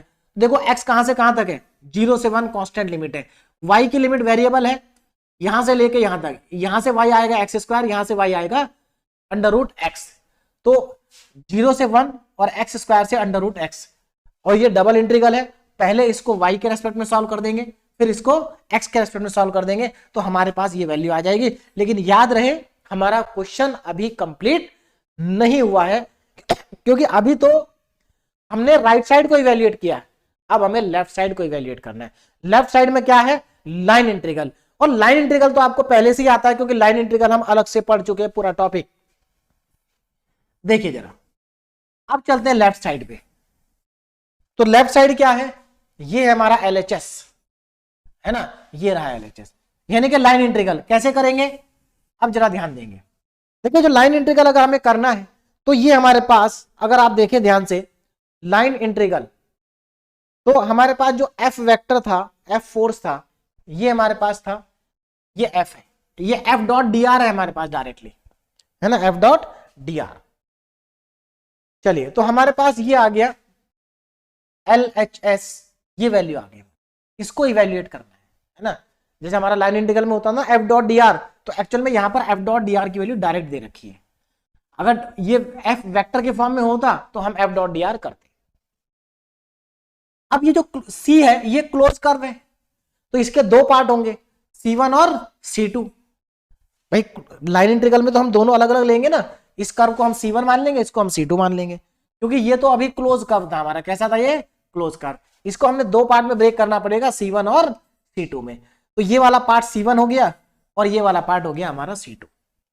अब हम क्या करेंगे, अब जरा ध्यान देखना, ध्यान से देखना, C1 और C2 के लिए अब हम यहां पर कुछ कन्वर्जन हमें करना होगा। देखिए C1, अगर आप C1 कर्व को देखें तो ये C1 है, C1 में y equal to x square आ रहा है, देखो y इक्वल टू, तो dy कितना आ जाएगा 2x dx, और x कहां से कहां तक जाएगा 0 से 1।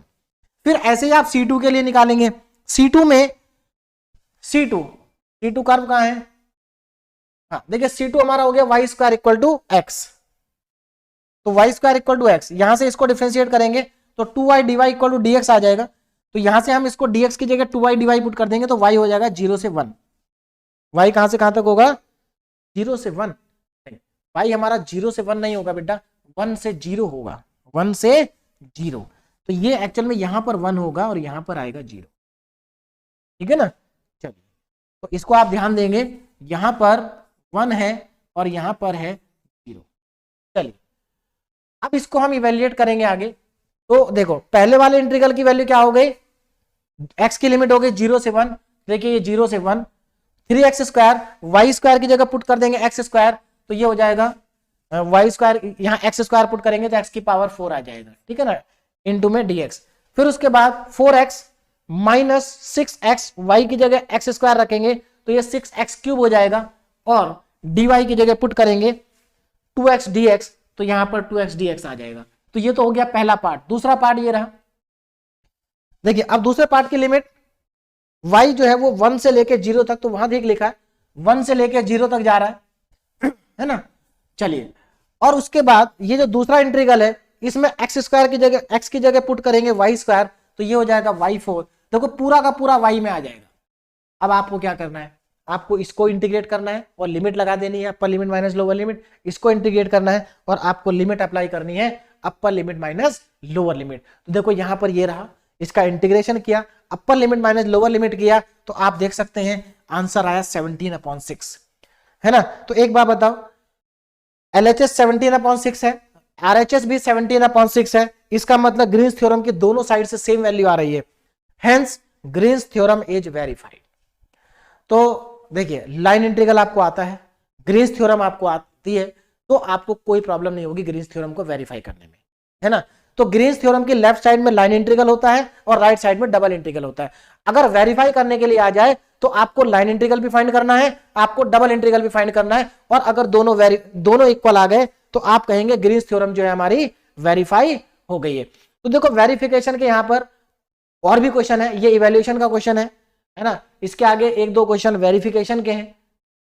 तो आप वेरिफिकेशन और इवैल्यूएशन के क्वेश्चन बहुत आसानी के साथ कर सकते हैं, यानी कि ग्रीन्स थ्योरम जो है वो बहुत ही ज्यादा आसान टॉपिक है ना, इसके क्वेश्चन बहुत आसान है। इसमें वेरिफिकेशन वाले क्वेश्चन भी बहुत ज्यादा लेंथी नहीं है ना, स्टोक्स थ्योरम के वेरिफिकेशन वाले क्वेश्चन ज्यादा लेंथी हैं। चलिए अब हम आगे चलते हैं और अब हम पढ़ते हैं स्टोक्स थ्योरम। क्या पढ़ते हैं? Stokes theorem. देखिए स्टोक्स थ्योरम को पढ़ने से पहले थोड़ा सा हमें आइडिया होना चाहिए सरफेस इंटीग्रल का। एक्चुअल में सरफेस इंटीग्रल डबल इंटीग्रल ही होता है ना, लेकिन कुछ थोड़ा सा हम यहां समझते हैं सरफेस इंटीग्रल के बारे में। क्यों? क्योंकि जो हमारी स्टोक्स थ्योरम है, पहले देखो स्टोक्स थ्योरम के बारे में अगर हम बात करें, जो हमारी स्टोक्स थ्योरम है, it is the relation between line integral and surface integral. तो लाइन इंटीग्रल तो हमें पता ही है, थोड़ा सरफेस इंटीग्रल को और समझ लेते हैं।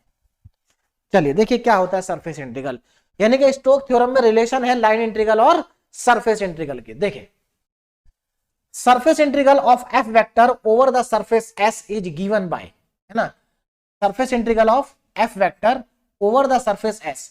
एफ वेक्टर का सरफेस इंटीग्रल कौन से सरफेस पे? एस के ऊपर। कैसे डिफाइन है? देखिए तो surface integral is equal to double integral of F dot N cap dS over the region R. देखिए सरफेस इंटीग्रल कौन से सरफेस पे हो रहा है? एस पे, और जबकि यहां रीजन आ रहा है आर। ऐसा क्यों? एक्चुअल में ऐसा इसलिए है, जरा ध्यान दें इधर। Surface integral of F vector over the surface S, ये रहा हमारे पास सरफेस एस।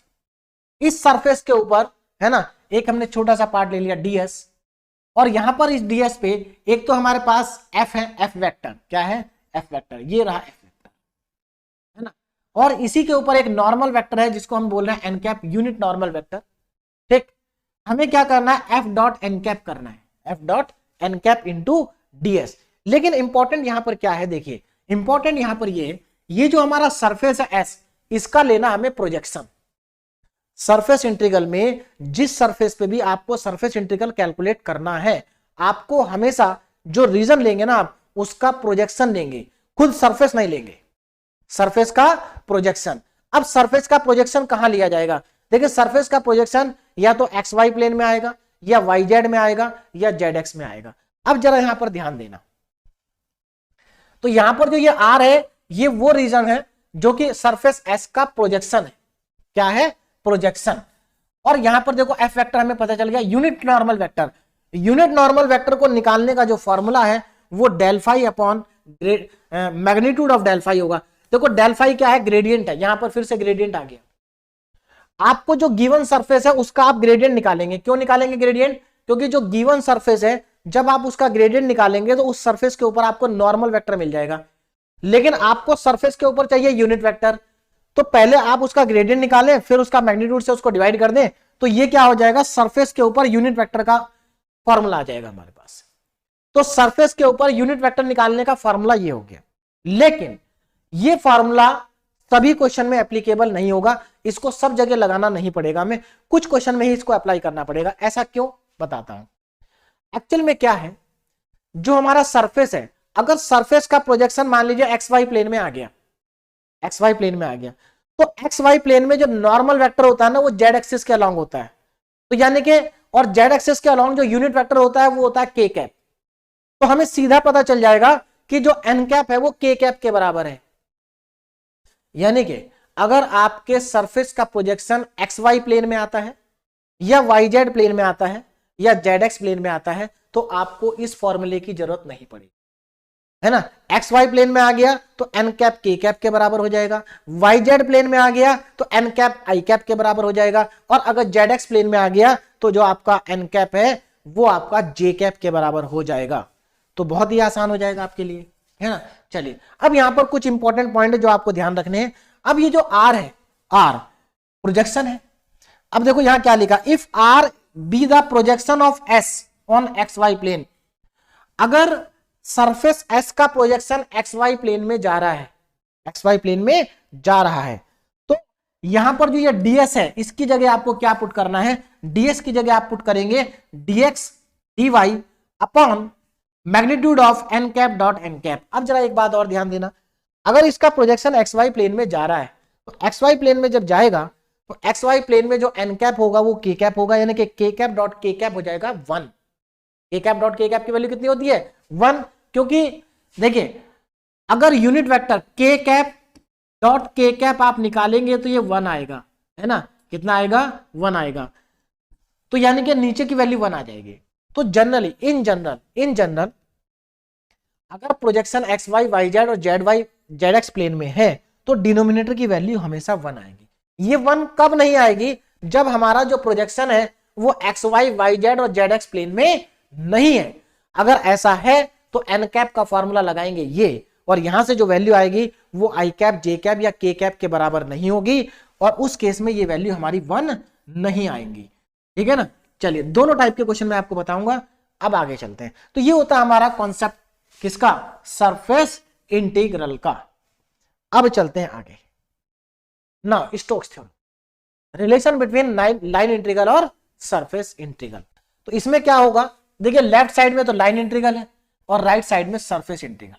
अब यहां पर देखो सरफेस इंटीग्रल का फॉर्मूला क्या है, सरफेस इंटीग्रल कैसे कैलकुलेट होगा, ध्यान दीजिए। अब यहां पर एक और इंपॉर्टेंट पॉइंट देख लीजिए, if S is the open surface, S कैसा सरफेस है, ओपन सरफेस है, bounded by a close curve, और ये जो ओपन सरफेस है कौन से कर्व से बाउंडेड है, सी से, and F vector is any vector point function having continuous first order partial derivative. यानी कि सिंपल सी बात है, ये आपका एक वेक्टर पॉइंट फंक्शन है ना, और यहां पर जो क्लोज कर्व है सी वो ओपन है। तो आपका जो फॉर्मूला हो जाएगा ना स्टोक्स थ्योरम का, वो हो जाएगा ये, line integral over the close curve C is equal to surface integral का ये फॉर्मूला है। अब आप ध्यान देना जरा, सरफेस इंटीग्रल में क्या आ रहा है, कर्ल एफ वेक्टर का आपको कर्ल निकालना पड़ेगा। कर्ल निकालना हम सीख चुके हैं, कर्ल निकालना हम सीख चुके हैं वेक्टर डिफरेंशिएशन में। इसका आपको डॉट प्रोडक्ट करना होगा एन कैप के साथ। देखो ये क्या है वेक्टर, ये क्या है वेक्टर, डॉट प्रोडक्ट करेंगे तो क्या मिलेगा, स्केलर मिलेगा यहां पर इन दोनों से। ठीक है, और उसके बाद हम यहां पर डीएस की वैल्यू पुट कर देंगे, डीएस इन तीनों में से ही कुछ ना कुछ होगा। तो देखो यहां हो क्या रहा है, यहां जो है लाइन इंटीग्रल कन्वर्ट हो गया है सरफेस इंटीग्रल में। तो देखिए बहुत सारे क्वेश्चन जो जिनका लाइन इंटीग्रल कैलकुलेट करना डिफिकल्ट है, उनको हम सरफेस इंटीग्रल में कन्वर्ट करके सॉल्व कर सकते हैं, और ऐसा हम करते हैं स्टोक थ्योरम में। ठीक है ना, where N cap is a unit normal vector at any point of S, S surface पे कोई भी एक यूनिट नॉर्मल वेक्टर है हमारा एन कैप। अब देखो इसके क्वेश्चन देखिए जरा ध्यान से। पहला क्वेश्चन, इवेल्युएट, आपको ये इवेल्युएट करना है बाय स्टोक्स थ्योरम। किससे करना है, स्टोक थ्योरम से इवेल्युएट करना है। ये हमारे पास एफ वेक्टर गिवन फंक्शन है, vector point function, and C जो है, C is the boundary of the triangle, और जो सी है ना वो इस ट्राइंगल की बाउंड्री है। तो जरा देखिए ध्यान से कैसे इसको करेंगे। देखिए पहले आप लिखो एफ वेक्टर, आपने फिर निकाला कर्ल, कर्ल हमारा आ गया ये रहा कर्ल।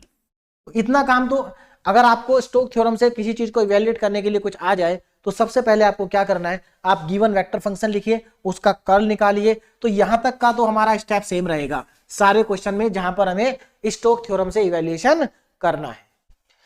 और कर्ल निकालना आपको आता है, अगर आप यहां तक कैलकुलेट कर देते हैं तो यानी कि क्वेश्चन का आपने 20% पार्ट तो कर दिया है। ठीक है, अब आगे चलते हैं। देखिए अब यहां पर जरा ध्यान देना, ये जो ट्राइंगल बनाना हमें इन तीनों कोऑर्डिनेट से ट्राइंगल बनाना है।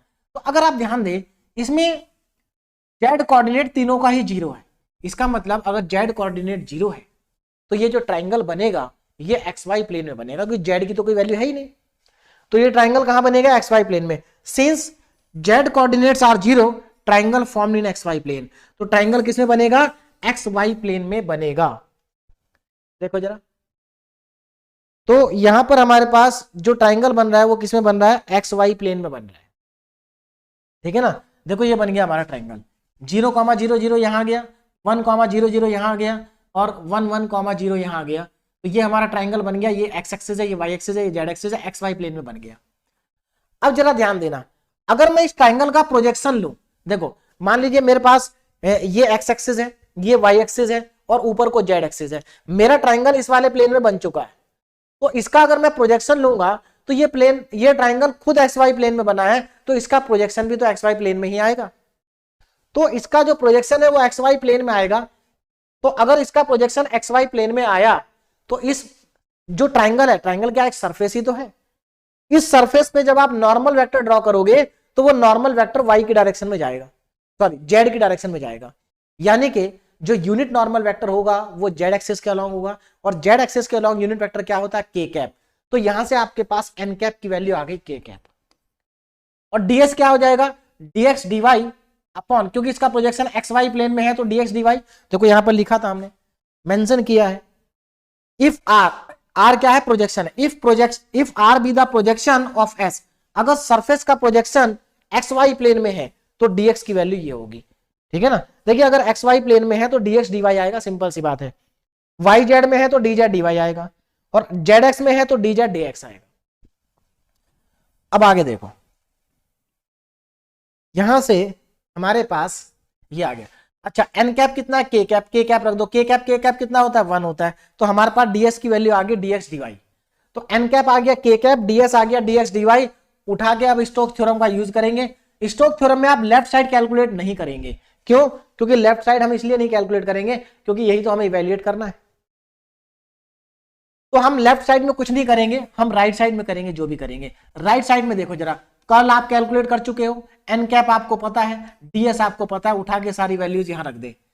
अब जरा यहां पर ध्यान से देखना, ये जे कैप है, ये के कैप है, और ये के कैप है, इन दोनों का डॉट प्रोडक्ट करना है। तो जे के साथ तो कोई है नहीं डॉट होने के लिए, के कैप को, अब देखिए के कोफिशिएंट को के कोफिशिएंट से मल्टीप्लाई कर दीजिए तो ये आ जाएगा आपके पास, और जे आएगा नहीं, जे का कोफिशिएंट इधर 1 है उधर 0 है तो 0 ही आ जाएगा, तो जे का कोई कोफिशिएंट मल्टीप्लाई नहीं होगा। तो आपके पास ये वैल्यू आ गई। अब आपको क्या करना है, इसमें लगाने लिमिट, ये आ गया डबल इंटीग्रल।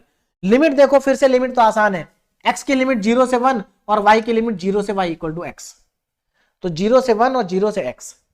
अब डबल इंटीग्रेशन है, इसको इवैल्यूएट कर लेंगे और आपका आंसर आ जाएगा 1/3। तो देखो स्टोक थ्योरम अगेन बहुत आसान है, लेकिन एक्चुअल में क्या है, यहां पर तो अभी हमारे पास एक ही सरफेस था, लेकिन अगर सरफेस ज्यादा होंगे तो क्वेश्चन की लेंथ बढ़ जाएगी। देखिए कैसे, देखिए यहां पर ध्यान से, नेक्स्ट क्वेश्चन। अब नेक्स्ट क्वेश्चन यहां सीधे देखिए वेरिफिकेशन का आ गया है। तो वेरिफिकेशन, हाँ वेरीफाई स्टोक थ्योरम को वेरीफाई करना है।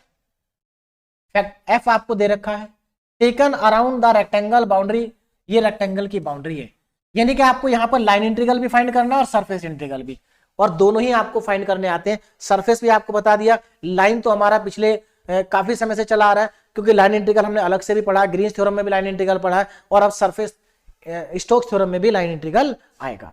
देखिए तो ये हमारा एफ वेक्टर है ना, क्या है, एफ वेक्टर हमें दिया है।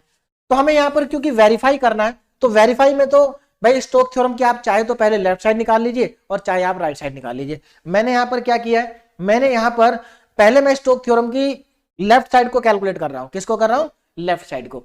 देखिए स्टोक थ्योरम के राइट साइड को कैलकुलेट करना ज्यादा आसान है, क्यों, क्योंकि राइट साइड में आता है surface integral. Surface integral calculate करना लाइन इंटीग्रल के कंपैरिजन में हमेशा आसान पड़ता है, ठीक है ना। जैसे ग्रीन्स थ्योरम में एक तरफ लाइन इंटीग्रल है, एक तरफ डबल इंटीग्रल है, तो लाइन इंटीग्रल थोड़ा डिफिकल्ट होता है, डबल इंटीग्रल थोड़ा आसान होता है। चलिए, तो ऐसा नहीं है कि मैंने लेफ्ट साइड कैलकुलेट की है पहले, तो आप भी राइट लेफ्ट साइड ही कैलकुलेट करें, आप चाहे तो राइट साइड भी पहले कैलकुलेट कर सकते हैं। तो हमारी जो स्टोक थ्योरम है वो ये रही, देखिए ये हमारी स्टोक्स थ्योरम। तो इस स्टोक थ्योरम में दो, लेफ्ट साइड क्या है, F dot D R over a close surface C, तो ये है लाइन इंटीग्रल और ये है सरफेस इंटीग्रल, है ना। तो दोनों में से अगर आप पहले इसको कैलकुलेट करते हैं तो पहले आप कर्ल निकालेंगे, एन कैप निकालेंगे, डीएस निकालेंगे, इसमें पुट कर देंगे, आंसर आ जाएगा, है ना। और अगर आप पहले लेफ्ट साइड कैलकुलेट करते हैं तो लेफ्ट साइड ये रही एफ डॉट डी आर, बिल्कुल लाइन इंटीग्रल जैसे करते थे वैसा ही हम करेंगे। तो यहां पर मैंने लेफ्ट निकाला पहले LHS, तो एफ डॉट डी आर। अब जरा ध्यान देंगे, आपको लाइन इंटीग्रल किस कर्व के अलोंग करना है, ये रहा कर्व, पहले इस कर्व को ड्रॉ करना पड़ेगा। देखो x equal to plus minus A, तो ये x इक्वल टू ए की लाइन हो गई, ये x इक्वल टू माइनस ए की लाइन हो गई, y इक्वल टू 0 की लाइन ये रही और y इक्वल टू b की लाइन ये रही, तो आपका ये बन गया रेक्टेंगल। इस कर्व के अलोंग आपको लाइन इंटीग्रल फाइंड करना है, क्या करना है, फाइंड करना है। तो अब जरा ध्यान देंगे, जो लेफ्ट साइड है एफ डॉट डी आर, ये क्लोज कर्व सी के अलोंग है, तो ये जो क्लोज कर्व बन रहा है ना, ये कैसे बन रहा है, देखो ये क्लोज कर्व बन रहा है ए बी को मिला के, A B, B D, D E और ई ए, इनको मिला के बन रहा है। तो देखिए लाइन इंटीग्रल क्लोज कर्व के अलोंग कैसे करते हैं, पहले आप ए से बी जाएंगे, फिर बी से डी जाएंगे, फिर डी से ई आएंगे, फिर ई से ए आएंगे। तो देखो जरा, तो line integral along a close curve C is equal to F dot D R along A B. अब यहां पर एक चीज ध्यान रखना, यहां पर ये क्लोज का सिंबल नहीं आएगा, ये मैंने बाई मिस्टेक यहां पर लगा रखा है। तो F dot D R A B के अलोंग, क्योंकि यहां क्लोज कर्व नहीं है ना ए बी, फिर F dot D R A B के बाद आ जाएगा बी डी के along, F dot D R D E के अलोंग, और F dot D R E A के अलॉन्ग। यहां पर ये सर्कल वाला सिंबल हटा देंगे सब लोग, है ना। चलिए उसके बाद अब देखो यहां पर इन सभी कर्व के लिए जैसा कि हम लाइन इंटीग्रल में करते थे लिमिट फाइंड आउट करते थे, है ना। अच्छा एक और चीज, लाइन इंटीग्रल में एफ डॉट डी आर हम पहले ही निकाल लेंगे, एफ ये है और डी आर हमको मालूम है क्या होता है, डी एक्स आई कैप डी वाई जे कैप, क्योंकि यहाँ केवल आई और जे है तो आई और जे तक ही रखेंगे। तो एफ डॉट डी आर हमारे पास ये आ गया। अब एफ डॉट डी आर में एक्स भी आ रहा है, वाई भी आ रहा है, डी एक्स भी आ रहा है, डी वाई भी आ रहा है, तो हमें इसको सिंगल वेरिएबल में कन्वर्ट करना पड़ेगा with the help of curve line. देखो कैसे करेंगे, ध्यान देना। देखिए सबसे पहले हम ए बी पे चलते हैं। ए बी में देखो क्या है, वाई जीरो है, भाई ए बी के अलॉन्ग वाई जीरो है तो डी वाई जीरो हो गया। और एक्स कहां से कहां तक है, माइनस ए से प्लस ए, तो हमें लिमिट भी पता चल गई, वाई भी पता चल गया, डी वाई भी पता चल गया। आप क्या करेंगे इसमें देखो, अगर आप डी वाई की जगह जीरो पुट करेंगे तो ये तो पूरा खत्म हो जाएगा, और y की जगह जीरो पुट करेंगे तो ये भी खत्म हो जाएगा। क्या बचेगा, एक्स स्क्वायर डी एक्स बचेगा, लिमिट माइनस ए से प्लस ए। तो पहले वाले पार्ट में लिमिट हो गई माइनस ए से प्लस ए, और यहां बचेगा केवल x square D x. F dot D are की वैल्यू कितनी बचेगी, एक्स स्क्वायर डी एक्स। आगे चलते हैं, अब देखो बी डी में, बी से डी में एक्स इक्वल टू ए है, इसका डिफरेंशिएशन करेंगे तो डी एक्स जीरो आ जाएगा। जैसे ही डी एक्स जीरो आया तो देखो ये वाला पार्ट खत्म हो गया, है ना। y जीरो से b तक है, लिमिट जीरो से b हो गई, तो आप क्या करेंगे, x की जगह पर a पुट करेंगे तो माइनस टू ए वाई हो जाएगा, और हमारी लिमिट हो जाएगी जीरो से b तक, सॉरी जीरो से, हाँ तो लिमिट हो गई जीरो से b, और ये आ गया माइनस टू ए वाई डी वाई। देखो ये क्वेश्चन हमने लाइन इंटीग्रल में किया था पहले, ठीक है ना। फिर उसके बाद हम जाएंगे ए बी हो गया और बी डी हो गया, डी पे चलते हैं, डी ई रहा। देखो डी ई के long y equal to B है तो डी वाई जीरो आ गया, और जैसे ही डी वाई जीरो आएगा तो ये वाला पार्ट खत्म। एक्स ए से लेके माइनस ए तक है, देखो यहां पर ए है, यहां पर माइनस ए है, तो लिमिट हो गई ए से माइनस ए, और यहां पर वाई की जगह पुट कर देंगे बी, तो X square B square D X आ जाएगा, ये आ गया। फिर आप जाएंगे ई ए पे, ई ए ये रहा, है ना। तो जब आप ई ए पे जाएंगे तो ई ए में एक्स इक्वल टू माइनस ए है तो डी एक्स जीरो हो गया, और जैसे ही डी एक्स जीरो हुआ तो इस बार ये वाला पार्ट खत्म, और x की जगह आप रख देंगे माइनस ए, तो ये हो जाएगा प्लस का टू ए वाई, और लिमिट हो जाएगी कहां से कहां तक, b से जीरो, तो b से जीरो और प्लस टू ए वाई डी वाई। अब क्या करना है, इसको इंटीग्रेट करना है, अपर लिमिट माइनस लोअर लिमिट करना है, आपके पास लेफ्ट साइड की वैल्यू जो है वो आ जाएगी। तो लेफ्ट साइड कैलकुलेट होके आ गई minus four A B square. तो देखिए लाइन इंटीग्रल जब भी करना हो आप ऐसे ही करेंगे। तो आगे के क्वेश्चन में लाइन इंटीग्रल कैसे करना है मैं नहीं बताऊंगा, केवल सरफेस इंटीग्रल बताऊंगा, क्योंकि लाइन इंटीग्रल आपको मेरे ख्याल से समझ में आ गया होगा कैसे आपको करना है। चलिए अब आगे देखिए, अब हम लेंगे आरएचएस, और आरएचएस में है सरफेस इंटीग्रल। तो सरफेस इंटीग्रल को क्या करना है, कर्ल पहले एफ का कर्ल निकालना है, तो एफ वेक्टर लिखो, उसका कर्ल निकालो। कर्ल हम निकाल लिया हमने, ये आ गया कर्ल, कर्ल आ गया। अब एन कैप देखो, एन कैप क्या होगा, अब जरा ध्यान देना, एन कैप कैसे आएगा। पहले जो ये सरफेस है, जो सरफेस है ये एक रेक्टेंगल है, इस रेक्टेंगल का प्रोजेक्शन कहां जाएगा जरा ध्यान देना। अगर आप देखें इस रेक्टेंगल को तो ये एक्स वाई प्लेन में बन गया पूरा का पूरा, यानी कि जो रेक्टेंगल है वो एक्स वाई प्लेन में बना है, इसमें बना है एक्स वाई में। तो जब ये एक्स वाई प्लेन में बना है तो इसका प्रोजेक्शन भी एक्स वाई प्लेन में ही रहेगा, ठीक है ना। और अब इसका हमें नॉर्मल वेक्टर देखना है। अगर एक्स वाई प्लेन का नॉर्मल वेक्टर आप देखोगे, एक्स वाई प्लेन पे जो नॉर्मल वेक्टर होगा वो जेड की डायरेक्शन में जाएगा, तो यानी कि इसके नॉर्मल वेक्टर का यूनिट वेक्टर जो होगा वो जेड डायरेक्शन में होगा, और जेड डायरेक्शन में जो यूनिट वेक्टर होता है वो के कैप होता है। तो अगेन हमें यहां से पता चल गया कि एन कैप जो है वो के कैप के बराबर है, एन कैप के कैप के बराबर है। यहां पर पुट कर देंगे तो कल एफ डॉट एन कैप हमारे पास निकल के आ जाएगा माइनस फोर वाई। उसके बाद डीएक्स निकालेंगे तो dx equal to dx dy upon N cap dot A cap, again ये डीएक्स डीवाई आ जाएगा। सारी वैल्यू को उठा के इस राइट साइड में पुट कर देंगे, तो राइट साइड में जब आप पुट करेंगे, अच्छा लिमिट देखो, लिमिट कहां से कहां तक होगी, लिमिट यहीं से पता चल जाएगी। देखिए x की लिमिट माइनस ए से a और y की लिमिट जीरो से b, तो यहां पर x की लिमिट माइनस ए से a, y की लिमिट जीरो से b, और अब इसको डबल इंटीग्रेशन करेंगे तो हमारे पास आ जाएगा राइट साइड से minus four A B square. आप देख सकते हैं LHS इक्वल टू RHS आ रहा है, तो हमारा जो स्टोक थ्योरम है वो क्या हो गई है, वेरीफाई हो गई है।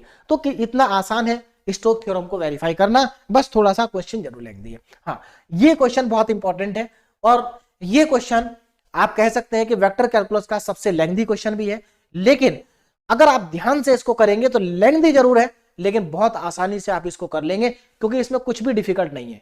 देखो जरा, स्टोक्स थ्योरम को वेरीफाई करना है। एफ आपको दे रखा है over the surface of cube. Actual में यहां पर क्यूब के सरफेस के ऊपर वेरीफाई करना है।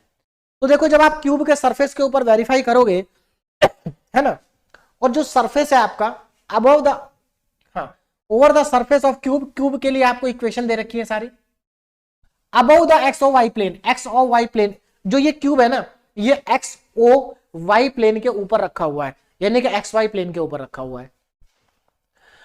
और क्या बोला है, ओपन द बॉटम, और ये क्यूब नीचे से ओपन है, बॉटम से क्या है, ओपन है, बॉटम से ओपन है। तो पहले तो आपको इस क्यूब को बनाना पड़ेगा। देखो क्यूब कैसे बनेगा, x0 y0, x0 क्या है, x0 कहां पर होता है, y axis, y0 z0, x भी 0 है, y भी 0 है, z भी 0। अब जरा ध्यान देना, x इक्वल टू 0, देखिए यहां पर ये मैंने x एक्सिस ले ली, ये y एक्सिस और ये z एक्सिस।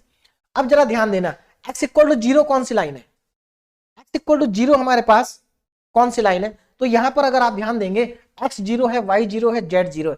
x0 कहां पर होगा, आप अच्छे से जानते हैं कि y एक्सिस के ऊपर x0 होता है ना, और y भी 0 है, z भी 0 है, x equal to 2, y equal to 2, z equal to 2। तो ये इन सब लाइन से मिलके हमारा क्या बनेगा, क्यूब बनेगा। तो देखो x इक्वल टू 0 की line, x equal to y equal to 0 की लाइन और z इक्वल टू 0 की लाइन कौन कौन सी होंगी, एक x एक्सिस होगी, एक y एक्सिस होगी, एक y एक्सिस होगी, एक z एक्सिस होगी। फिर हम ड्रॉ करेंगे x equal to 2, y equal to 2 और z इक्वल टू 2। जब आप ये सारी लाइनें ड्रॉ कर लेंगे तो इस तरह का आपको एक क्यूब मिलेगा। तो आपको सिंपल सी बात है, एक क्यूब बनाना है एक्स वाई जेड प्लेन, ये क्यूब आपके पास बन जाएगा। अब इस क्यूब में देखना, क्यूब में आपको मालूम है कितने सरफेस होते हैं, टोटल 6 होते हैं। कितने सरफेस होते हैं, 6। और इन 6 में से बॉटम वाला सरफेस है नहीं, क्योंकि ओपन है बॉटम से। बॉटम क्या है, ओपन है, क्योंकि देखिए ओपन सरफेस होगा तभी आप सरफेस इंटीग्रल को फाइंड आउट करेंगे। तो बॉटम वाला सरफेस ओपन है। अब यहां पर जरा ध्यान देंगे, आपको क्या करना है, स्टोक्स थ्योरम को वेरीफाई करना है। पहले तो आपने एफ फैक्टर लिखा, एफ डॉट डी आर आपके पास ये आ गया। एफ डॉट डी आर पहले कैलकुलेट कर लेंगे, क्योंकि हम स्टोक्स थ्योरम की पहले कौन सी साइड कैलकुलेट कर रहे हैं, हाँ लेफ्ट साइड कैलकुलेट कर रहे हैं। तो लेफ्ट साइड कैलकुलेट करना मतलब आपको लाइन इंटीग्रल करना है। क्या करना है, लाइन इंटीग्रल। तो इसीलिए हमने पहले एफ डॉट डी आर निकाल लिया। अब स्टोक्स थ्योरम लगाएंगे। स्टोक्स थ्योरम की लेफ्ट साइड ये है ना।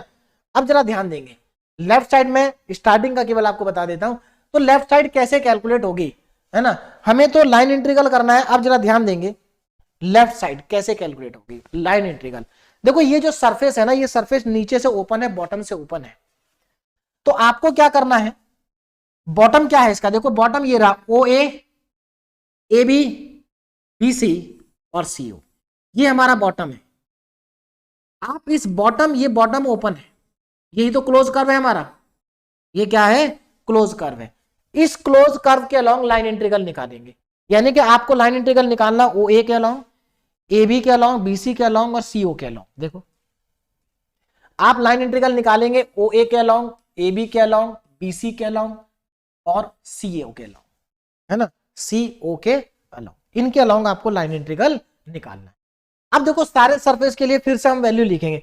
जैसे ओ ए है, ओ ए है, ओ ए, देखो ओ ए पे क्या है, ये एक्स एक्सिस के अलोंग है।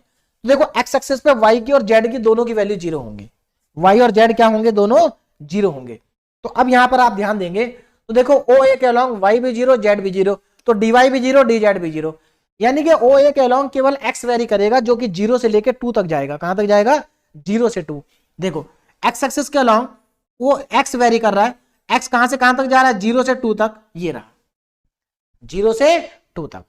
अब देखो ये कोऑर्डिनेट 2 क्यों है, देखिए ये तो 0,0,0 है ना। अब ये कोऑर्डिनेट 2 क्यों है, क्योंकि यहां से एक्चुअल में जो लाइन, ये एक्स एक्सिस है, क्या ये एक्स एक्सिस, तो ये y इक्वल टू 2 की लाइन है, y इक्वल टू 2 की लाइन। तो ये सारे कोऑर्डिनेट कैसे लिखने, ये मैंने डिटेल लेक्चर में आपको बता रखा है कि कोऑर्डिनेट को कैसे मेंशन करना है।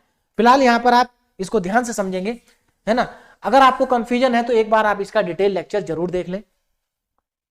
देखिए तो इसी तरह से आप ए बी के अलोंग भी पता कर लेंगे, बी सी के अलोंग और सी ओ के अलोंग। तो देखो ओ ए के अलोंग जब आप रखेंगे तो ओ ए के अलोंग जो एफ डॉट डी आर आएगा, इस एफ डॉट डी आर में आप सारी ये वैल्यूज जब पुट कर देंगे तो आपको बहुत सिंपल सा पार्ट मिल जाएगा, ठीक है ना। देखो ये मिल जाएगा केवल आपको, कितना आसान मिल रहा है, सब आसान हो गया। ठीक है ना, सारी चीजें क्या हो गई, क्योंकि आपका एफ डॉट डी आर ये था। इसमें देखो, इसमें जब आप डी वाई डी जेड को जीरो पुट करेंगे तो देखो डी वाई ये रहा, ये पूरी टर्म खत्म हो जाएगी, ये पूरी टर्म खत्म हो जाएगी, और y और z की वैल्यू जीरो पुट करेंगे, यहां पर y जीरो और z जीरो पुट करेंगे, केवल 2dx बचेगा। देखो कितना आसान बचा है। मतलब देखने में जरूर कॉम्प्लिकेटेड लग रहा है, लेकिन अगर आप ध्यान से समझ के इस क्वेश्चन को करेंगे तो बहुत आसान हो जाएगा। तो इस तरह से देखो कितने सिंपल सिंपल इंटीग्रेशन आ रहे हैं, इंटीग्रेट कर देंगे आंसर आ जाएगा -4। तो यानी कि जो हमारा लाइन इंटीग्रल आ गया, स्टोक्स थ्योरम की लेफ्ट साइड आ गई, ये इसकी वैल्यू आई 4। अब इसकी वैल्यू भी 4 आनी चाहिए माइनस में। अब ये वाला पार्ट थोड़ा सा बड़ा हो जाएगा, क्यों हो जाएगा जरा ध्यान से देखना। इसमें कितने सरफेस है, इसमें सरफेस है टोटल 5। तो सरफेस इंटीग्रल है ना, तो पांचों सरफेस के लिए अलग अलग निकालना पड़ेगा और पांचों को निकाल के एक साथ ऐड करना पड़ेगा, और जो आएगा वो वैल्यू होगी -4। अब जरा ध्यान से देखें कैसे। देखो यहां पर हमारे पास 5 सरफेस है, क्योंकि बॉटम वाला है नहीं। तो पहले आप सरफेस लेंगे ए बी डी ई, है ना, कोई भी ले सकते हैं। तो पांचों सरफेस को 1 बाय 1 करके आप लेंगे। देखो RHS, तो RHS के लिए पहले तो आप कर्ल निकाल लो, कर्ल हमारे पास आ गया, है ना। अब आप अलग अलग सरफेस लेंगे। अब ध्यान देना, अलग अलग सरफेस के लिए एन कैप अलग अलग होगा, ds भी अलग अलग होगा। देखो कैसे, एक सरफेस का मैं आपको बता रहा हूं, ध्यान देना जरा। जैसे ABDE है, ABDE सरफेस है हमारे पास, देखो जरा ध्यान से देखो, ABDE ये वाला सरफेस है। अब जरा ध्यान से देखना, ये जो सरफेस है ABDE, इस सरफेस की मैं बात कर रहा हूं। तो इस सरफेस के ऊपर नॉर्मल वेक्टर कितना होगा, पहले आप देखो इस सरफेस का प्रोजेक्शन कहां होगा। देखो ये सरफेस बाहर की तरफ है, यानी कि ये जो सरफेस है, ये सरफेस एक्स एक्सिस को, हमारी जो एक्स एक्सिस है वो ऐसे है, और ये सरफेस ऐसे है। तो इस सरफेस का जो प्रोजेक्शन जाएगा वो बोर्ड पे जाएगा, और जो बोर्ड का प्लेन है ना वो YZ प्लेन है, यानी कि इस सरफेस का प्रोजेक्शन YZ पे जाएगा। और अगर इस सरफेस का प्रोजेक्शन YZ पे जाएगा तो YZ जो प्लेन है उसका नॉर्मल वेक्टर x की डायरेक्शन में आएगा, यानी कि यहां पर n कैप हो जाएगा i कैप, n कैप हो जाएगा i कैप, और ds हो जाएगा dy dz। बस यही पता करना था यहां पर। देखो n कैप हो गया i कैप, है ना, ds हो गया dy dz, और x की वैल्यू यहां पर आ गई 2। ये सारे सब्स्टिट्यूशन आप कर देंगे, और जैसे ही ये सारे सब्स्टिट्यूशन आप करेंगे आपके पास आसानी से वैल्यू आ जाएगी। लिमिट कहां से कहां तक होगी, देखो इस केस में लिमिट, हाँ लिमिट की भी बात कर लेते हैं एक बार। तो x तो हमें पता चल गया 2 होगा, तो जहां जहां x आ रहा है वहां वहां 2 रख देंगे। अगर कहीं पर x आ रहा है तो वहां पर क्या रख देंगे, 2 रख देंगे। अब जरा ध्यान देना, लिमिट, लिमिट हमारी कहां से कहां तक आएगी। देखो इसके लिए लिमिट कहां से कहां तक आएगी, यहां पर इसके लिए x की वैल्यू तो 2 है, y की वैल्यू देखो कहां से कहां तक होगी, y की वैल्यू यहां से स्टार्ट होकर यहां तक जाएगी, यानी कि y की लिमिट होगी 0 से 2, z की लिमिट भी होगी 0 से 2। क्यों, क्योंकि देखिए यहां पर ये जो आपके पास x एक्सिस है, ये तो x की वैल्यू 2 है, यानी कि ये प्लेन है यहां कहीं होगा, और इस प्लेन में यहां कहीं होगा। तो देखिए जो y होगा वो y यहां से लेके यहां तक जाएगा 0 से 2, और z भी 0 से 2 ऊपर जाएगा। तो x, y और z की लिमिट 0 से 2 हो गई, y और z की लिमिट 0 से 2 हो गई। अब ये सारे सब्स्टिट्यूशन आप कर देंगे, n कैप की जगह i कैप रखेंगे, ds की जगह पर dy dz रखेंगे, है ना, और आपके पास लिमिट 0 से 2 हो जाएगी। तो ये सब जब आप सब्स्टिट्यूशन करेंगे, यहां पर डॉट प्रोडक्ट कर देंगे तो केवल यहां पर -y बचेगा, इसका डबल इंटीग्रल करेंगे तो आपके पास आ जाएगा -4। लेकिन अभी ये मत समझना कि -4 यही है हमारे पास। देखिए हमारे पास लाइन इंटीग्रल कितना आ रहा है, ये भी -4 आ रहा है, तो इसका मतलब ये नहीं कि स्टोक्स थ्योरम वेरीफाई हो गई, अभी नहीं हुई है। अभी तो हमने केवल एक सरफेस की वैल्यू निकाली है, अभी हमें 4 सरफेस की वैल्यू और निकालनी है ना, 4 सरफेस की वैल्यू और निकालनी है। तो इसी तरीके से आप नेक्स्ट सरफेस ले लेंगे और नेक्स्ट सरफेस की वैल्यू भी ऐसे ही निकालेंगे। देखो ये 4 आ गई, 3 सरफेस और बचे, उन तीनों सरफेस पे भी निकालेंगे, और जब सारी वैल्यूज को आप ऐड करेंगे तो आपके पास ये वैल्यू आएगी -4। तो देखिए काफी बड़ा क्वेश्चन है, इसलिए मैंने पहले भी कंप्लीट नहीं किया था, है ना। लेकिन आप जैसे आपने 2 सरफेस के लिए निकाला है, वैसे ही आप 3 के लिए और निकालेंगे और उन सबको ऐड कर देंगे, तो आपके पास जो वैल्यू आ जाएगी वो -4 हो, ठीक है ना। बाकी अगर इसका क्वेश्चन आपका नहीं होता आगे, तो इसका सॉल्यूशन मैं आपको ऐप में प्रोवाइड कर दूंगा, ऐप में इसका सॉल्यूशन मैं अब डाल दूंगा। अब आगे देखें next question, apply Stokes theorem फिर से अप्लाई करनी है टू इवेल्युएट, इसको इवेल्युएट करने के लिए, है ना। Where C is the boundary of the triangle, और यहाँ पर ट्राइंगल की बाउंड्री दे रखी है। अब ये क्वेश्चन देखिए, जो मैंने आपको स्टार्टिंग में एक चीज बताई थी सरफेस इंटीग्रल में, क्या बताया था, ये सरफेस इंटीग्रल में, हाँ ये फॉर्मूला देखो अभी तक यूज नहीं हुआ। क्यों नहीं हुआ? क्योंकि अभी तक जो हमारा सरफेस का प्रोजेक्शन था ना, वो या तो एक्स वाई प्लेन में है, या वाई जेड में है, या जेड एक्स में है, तीनों में से किसी ना किसी में आ जा रहा है। लेकिन अब जो सरफेस आने वाला है उसका जो प्रोजेक्शन है, ना तो वो एक्स वाई में आएगा, ना वाई जेड में आएगा, या जेड एक्स में आएगा। तो जब उसका प्रोजेक्शन किसी भी प्लेन में नहीं आएगा, तो अब हमें उस सरफेस के ऊपर नॉर्मल वेक्टर कैसे निकालेंगे? अब निकालेंगे इस फॉर्म, ठीक है ना। चलिए देखिए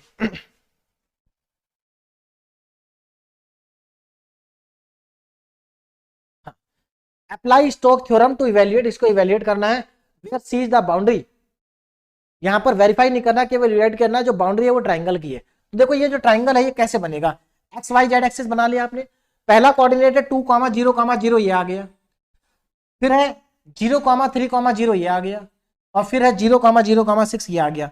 इनको आप ज्वाइन कर देंगे तो ये जो ट्राइंगल बना है, ये ट्राइंगल एक्चुअल में तीनों एक्सिस को कट कर रहा है। एक्चुअल में देखो ये ट्राइंगल होगा कैसे, ये एक्स एक्सिस, ये वाई एक्सिस, और ये हमारी जेड एक्सिस ऐसे आ रही बाहर, ऐसे आ रही। ये जो ट्राइंगल है, ये ट्राइंगल कुछ ऐसा है कि ये तीनों एक्सिस को काट रहा है। ये जो ट्राइंगुलर सरफेस है ये तीनों को कट कर रहा है। तो इसका जब प्रोजेक्शन लेंगे तो वो किसी भी प्लेन में ऐसे तो जाएगा नहीं डायरेक्ट। तो आपको क्या करना होगा, पहले इस ट्राइंगुलर सरफेस की इक्वेशन लिखनी होगी, जो आपने क्लास 12 में पढ़ी थी, है ना। ये एक्चुअल में क्या है, एक प्लेन है। अगर कोई प्लेन तीनों एक्सिस को काट दे तो उसकी इक्वेशन क्या होती है, उसका फॉर्मूला हमारे पास डायरेक्ट है। तो पहले देखिए क्या किया, ये हमारे पास इंटीग्रल था जिसको हमें इवेल्युएट करना है ना। तो हमने पहले क्या किया, ये एफ वेक्टर है, तो पहले हमने एफ डॉट डी आर कर लिया। एफ डॉट डी आर करने के बाद हमारे पास एफ डॉट डी आर की वैल्यू आ जाएगी, है ना। देखिए तो स्टोक्स थ्योरम में लेफ्ट साइड होगी, राइट साइड हो गई, हमें केवल इवेल्युएट करना है। तो इवेल्युएट करना है तो एफ डॉट डी आर हम क्यों करेंगे, करने की जरूरत ही नहीं है ना, क्योंकि भाई हमें तो केवल सरफेस इंटीग्रल को कैलकुलेट करना है ना, तो एफ डॉट डी आर निकालने की हमें जरूरत नहीं पड़ेगी। चलिए हमें तो केवल राइट साइड को इवेल्युएट करना है। अब जरा ध्यान से देखें क्या करेंगे, पहले सरफेस की इक्वेशन लिखेंगे। देखिए सरफेस की इक्वेशन क्या होती है, ऐसा प्लेन जो एक्स वाई जेड को तीन एक्सिस पे कट कर रहा है, उस प्लेन की इक्वेशन होती है x upon A plus y upon B plus z upon C equal to 1। ये हमारे प्लेन की इक्वेशन आ गई, ठीक है ना। अब देखो जरा ध्यान से, इस प्लेन की इक्वेशन में हम क्या करेंगे, ये जो प्लेन की इक्वेशन है इसको फाई मान लेंगे। क्या मान लेंगे, फाई। ये सरफेस की इक्वेशन है। अब देखो क्या करेंगे, हमें इस सरफेस पे नॉर्मल वेक्टर चाहिए, जिसको हम क्या कहेंगे, जो हमारी एन कैप की वैल्यू होगी। तो आप इसका पहले निकालेंगे ग्रेडियंट, फिर उस ग्रेडियंट को इसके मैग्नीट्यूड से डिवाइड कर देंगे, तो हमारे पास आ जाएगा एन कैप। यानी कि एन कैप कैसे आएगा, ग्रेडियंट फाई, इसका ग्रेडियंट निकालेंगे और फिर उसको डिवाइड कर देंगे उसके मैग्नीट्यूड, तो एन कैप आ जाएगा। तो आप क्या करेंगे, एन कैप की वैल्यू यहां पुट कर देंगे, कर्ल की वैल्यू यहां पुट कर देंगे। अब नाउ डीएस, अब डीएस भी निकालना पड़ेगा आपको। डीएस क्या होगा, देखिए डीएस की वैल्यू आपको निकालनी पड़ेगी। अब डीएस की वैल्यू जब आप निकालेंगे तो उसमें भी एन कैप डॉट आएगा आपके पास, तो एन कैप की वैल्यू यानी कि डीएस भी तभी निकलेगा जब आपका ये आ जाएगा। तो जब आप ये आ जाएगा तो आप डीएस भी निकाल सकते हैं और ये भी इंटीग्रेट, ये भी आप डॉट प्रोडक्ट कर सकते हैं। इन सारी वैल्यूज को उठा के आप यहां पर रख देंगे, और जब वैल्यूज को आप यहां पर उठा के रखेंगे उसको फिर डबल इंटीग्रेशन करेंगे तो आपके पास इस क्वेश्चन का आंसर भी आ जाएगा, और आंसर आएगा इसका 21, है ना। तो इसको भी आप डायरेक्ट कर सकते हैं, कोई प्रॉब्लम नहीं है, इजी क्वेश्चन है। क्वेश्चन यहां पर थोड़े से बड़े बड़े हैं, है ना, और कोई दिक्कत नहीं है। ये भी स्टोक्स थ्योरम का है, इसको भी वेरीफाई करना है आपके पास, है ना। तो अगेन वेरीफाई के मैंने कई क्वेश्चन दे रखे हैं, अगर आप इनको प्रैक्टिस कर लेंगे तो आपका स्टोक्स थ्योरम का क्वेश्चन गलत नहीं होगा। सारे क्वेश्चन इंपॉर्टेंट है। हाँ ये जरूर है कि इनको करने में आपको थोड़ा समय लगेगा, तो एक या दो क्वेश्चन को आप कंप्लीट कर ले तो फिर आपके सारे क्वेश्चन हो जाएंगे। चलिए नाउ लास्ट टॉपिक हमारा गॉस डाइवर्जेंस थ्योरम। और गॉस डाइवर्जेंस थ्योरम का क्वेश्चन तो लगभग हर साल AKTU में आता ही आता है, इंपॉर्टेंट है ना। तो चलिए देखते हैं गॉस डाइवर्जेंस थ्योरम क्या है। एक्चुअल में यहां पर क्या है, relation between surface integral and volume integral, surface integral and volume integral. देखिए अगर स्टोक्स थ्योरम और गॉस डाइवर्जेंस थ्योरम में आपको डाउट हो रहा है, क्योंकि यहाँ पर लंबे लंबे क्वेश्चन है, तो एक बार आप डिटेल वाला लेक्चर देख ले तो आपको क्लियरली समझ में आ जाएगा, क्योंकि ये बहुत ज्यादा इंपॉर्टेंट क्वेश्चन है ना। तो इसको थोड़ा आपको अगर कोई दिक्कत है तो आपको डिटेल वाला लेक्चर देखना चाहिए एक बार, है ना। चलिए इसमें क्या है relation between surface integral and volume integral. तो देखिए लेफ्ट साइड में सरफेस इंटीग्रल है और राइट साइड में वॉल्यूम इंटीग्रल है। वॉल्यूम मतलब ट्रिपल इंटीग्रल और सरफेस मतलब डबल इंटीग्रल, है ना। हाँ, यहां पर हमें बस कर्ल नहीं निकालना है, हमें सीधे एफ डॉट एन कैप करना है, तो थोड़ा आसान हो गया। F vector dot N cap dS ये हमारा सरफेस इंटीग्रल हो गया। और यहां पर ट्रिपल इंटीग्रल, अब देखो यहां पर डाइवर्जेंस निकालना, यानी कि यहां पर आपको कर्ल नहीं फाइंड करना, लेकिन आपको डाइवर्जेंस फाइंड करना पड़ेगा, एफ वेक्टर का डाइवर्जेंस। और जो डाइवर्जेंस आएगा उसको आप इंटीग्रेट कर देंगे।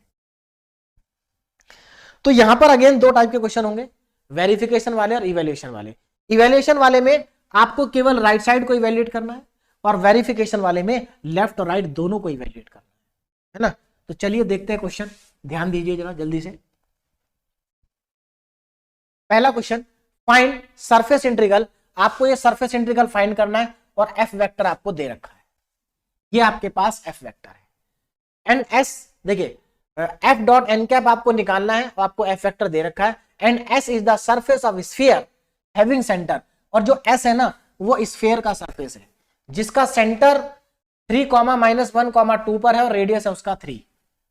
रेडियस कितना है? 3 है। तो क्या करेंगे देखिए ध्यान से, सबसे पहले आप इसमें एफ वेक्टर लिख लेंगे, इसका डाइवर्जेंस निकाल लेंगे। क्यों निकाल रहे डाइवर्जेंस? क्योंकि गॉस डाइवर्जेंस थ्योरम में हमें एफ का डाइवर्जेंस चाहिए। तो आपने डाइवर्जेंस निकाल लिया, तो देखो ये तो यहां तक तो आपका क्वेश्चन बहुत आसान हो गया। अब आप गॉस डाइवर्जेंस थ्योरम लिखेंगे, गॉस डाइवर्जेंस थ्योरम। आपने गॉस डाइवर्जेंस थ्योरम को लिखा है ना, ये हमारी गॉस डाइवर्जेंस थ्योरम है। राइट साइड में आप डाइवर्जेंस एफ की वैल्यू पुट कर दीजिए। डाइवर्जेंस एफ हमारे पास आया 3, तो 3 dv, 3 बाहर आ जाएगा। ट्रिपल इंटीग्रेशन ऑफ dv, आप अच्छे से जानते हैं dv का इंटीग्रेशन क्या होता है? v होता है। तो यहां पर आ जाएगा 3v, और यहां पर v है क्या एक्चुअल में? v क्या है? s is the surface of sphere. भाई s जो था वो स्फीयर का सरफेस था, तो v क्या हो जाएगा? स्फीयर का वॉल्यूम। और स्फीयर का वॉल्यूम होता है 4/3 पाई r क्यूब, ये आपको याद होना चाहिए, और याद होगा क्योंकि आप 9th क्लास से पढ़ते आ रहे हैं। Volume of sphere 4/3 pi r cube.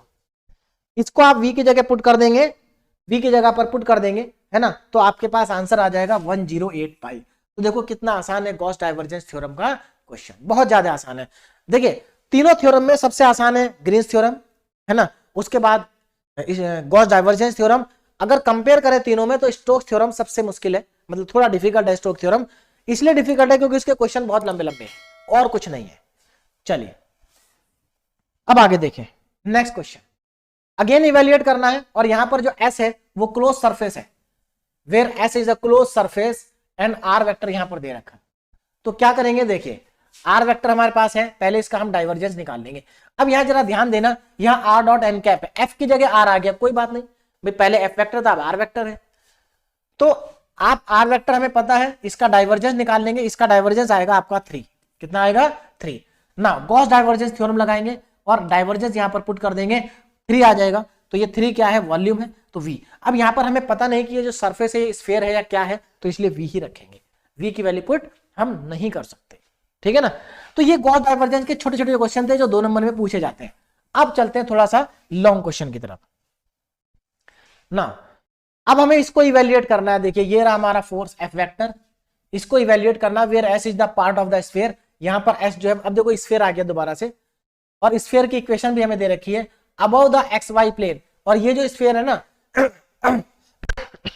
X Y plane के ऊपर है and bounded by this plane.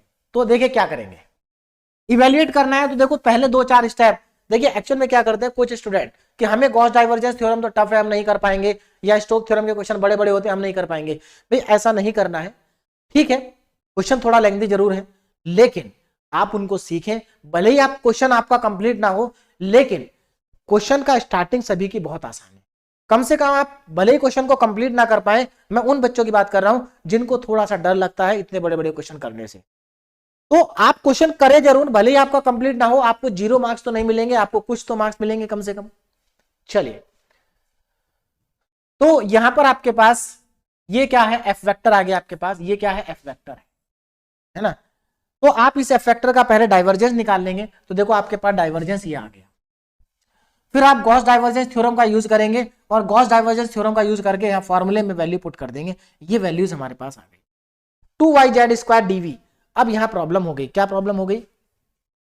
ये ट्रिपल इंटीग्रल है, और यहाँ जेड वाई स्क्वायर डीवी हमारे पास आ रहा है। तो अब हमें इसको स्फीयर, और यहाँ पर है कौन सा सरफेस, स्फीयर है। तो अब हमें यहाँ पर स्फेरिकल कोऑर्डिनेट में कन्वर्जन करना पड़ेगा इस क्वेश्चन में। अब देखो स्फेरिकल कोऑर्डिनेट मैंने आपको पढ़ाया था मल्टीपल इंटीग्रेशन में, है ना, जहां पर हम पढ़ रहे थे चेंज ऑफ वेरिएबल। तो चेंज ऑफ वेरिएबल में हमने कार्टेशियन कोऑर्डिनेट को स्फेरिकल कोऑर्डिनेट में कन्वर्ट किया था, वही मेथड यहां पर यूज होगा। तो चेंज इनटू स्फेरिकल कोऑर्डिनेट, तो देखो अब यहां पर भी देखिए, यहां पर भी घबराने की जरूरत नहीं है।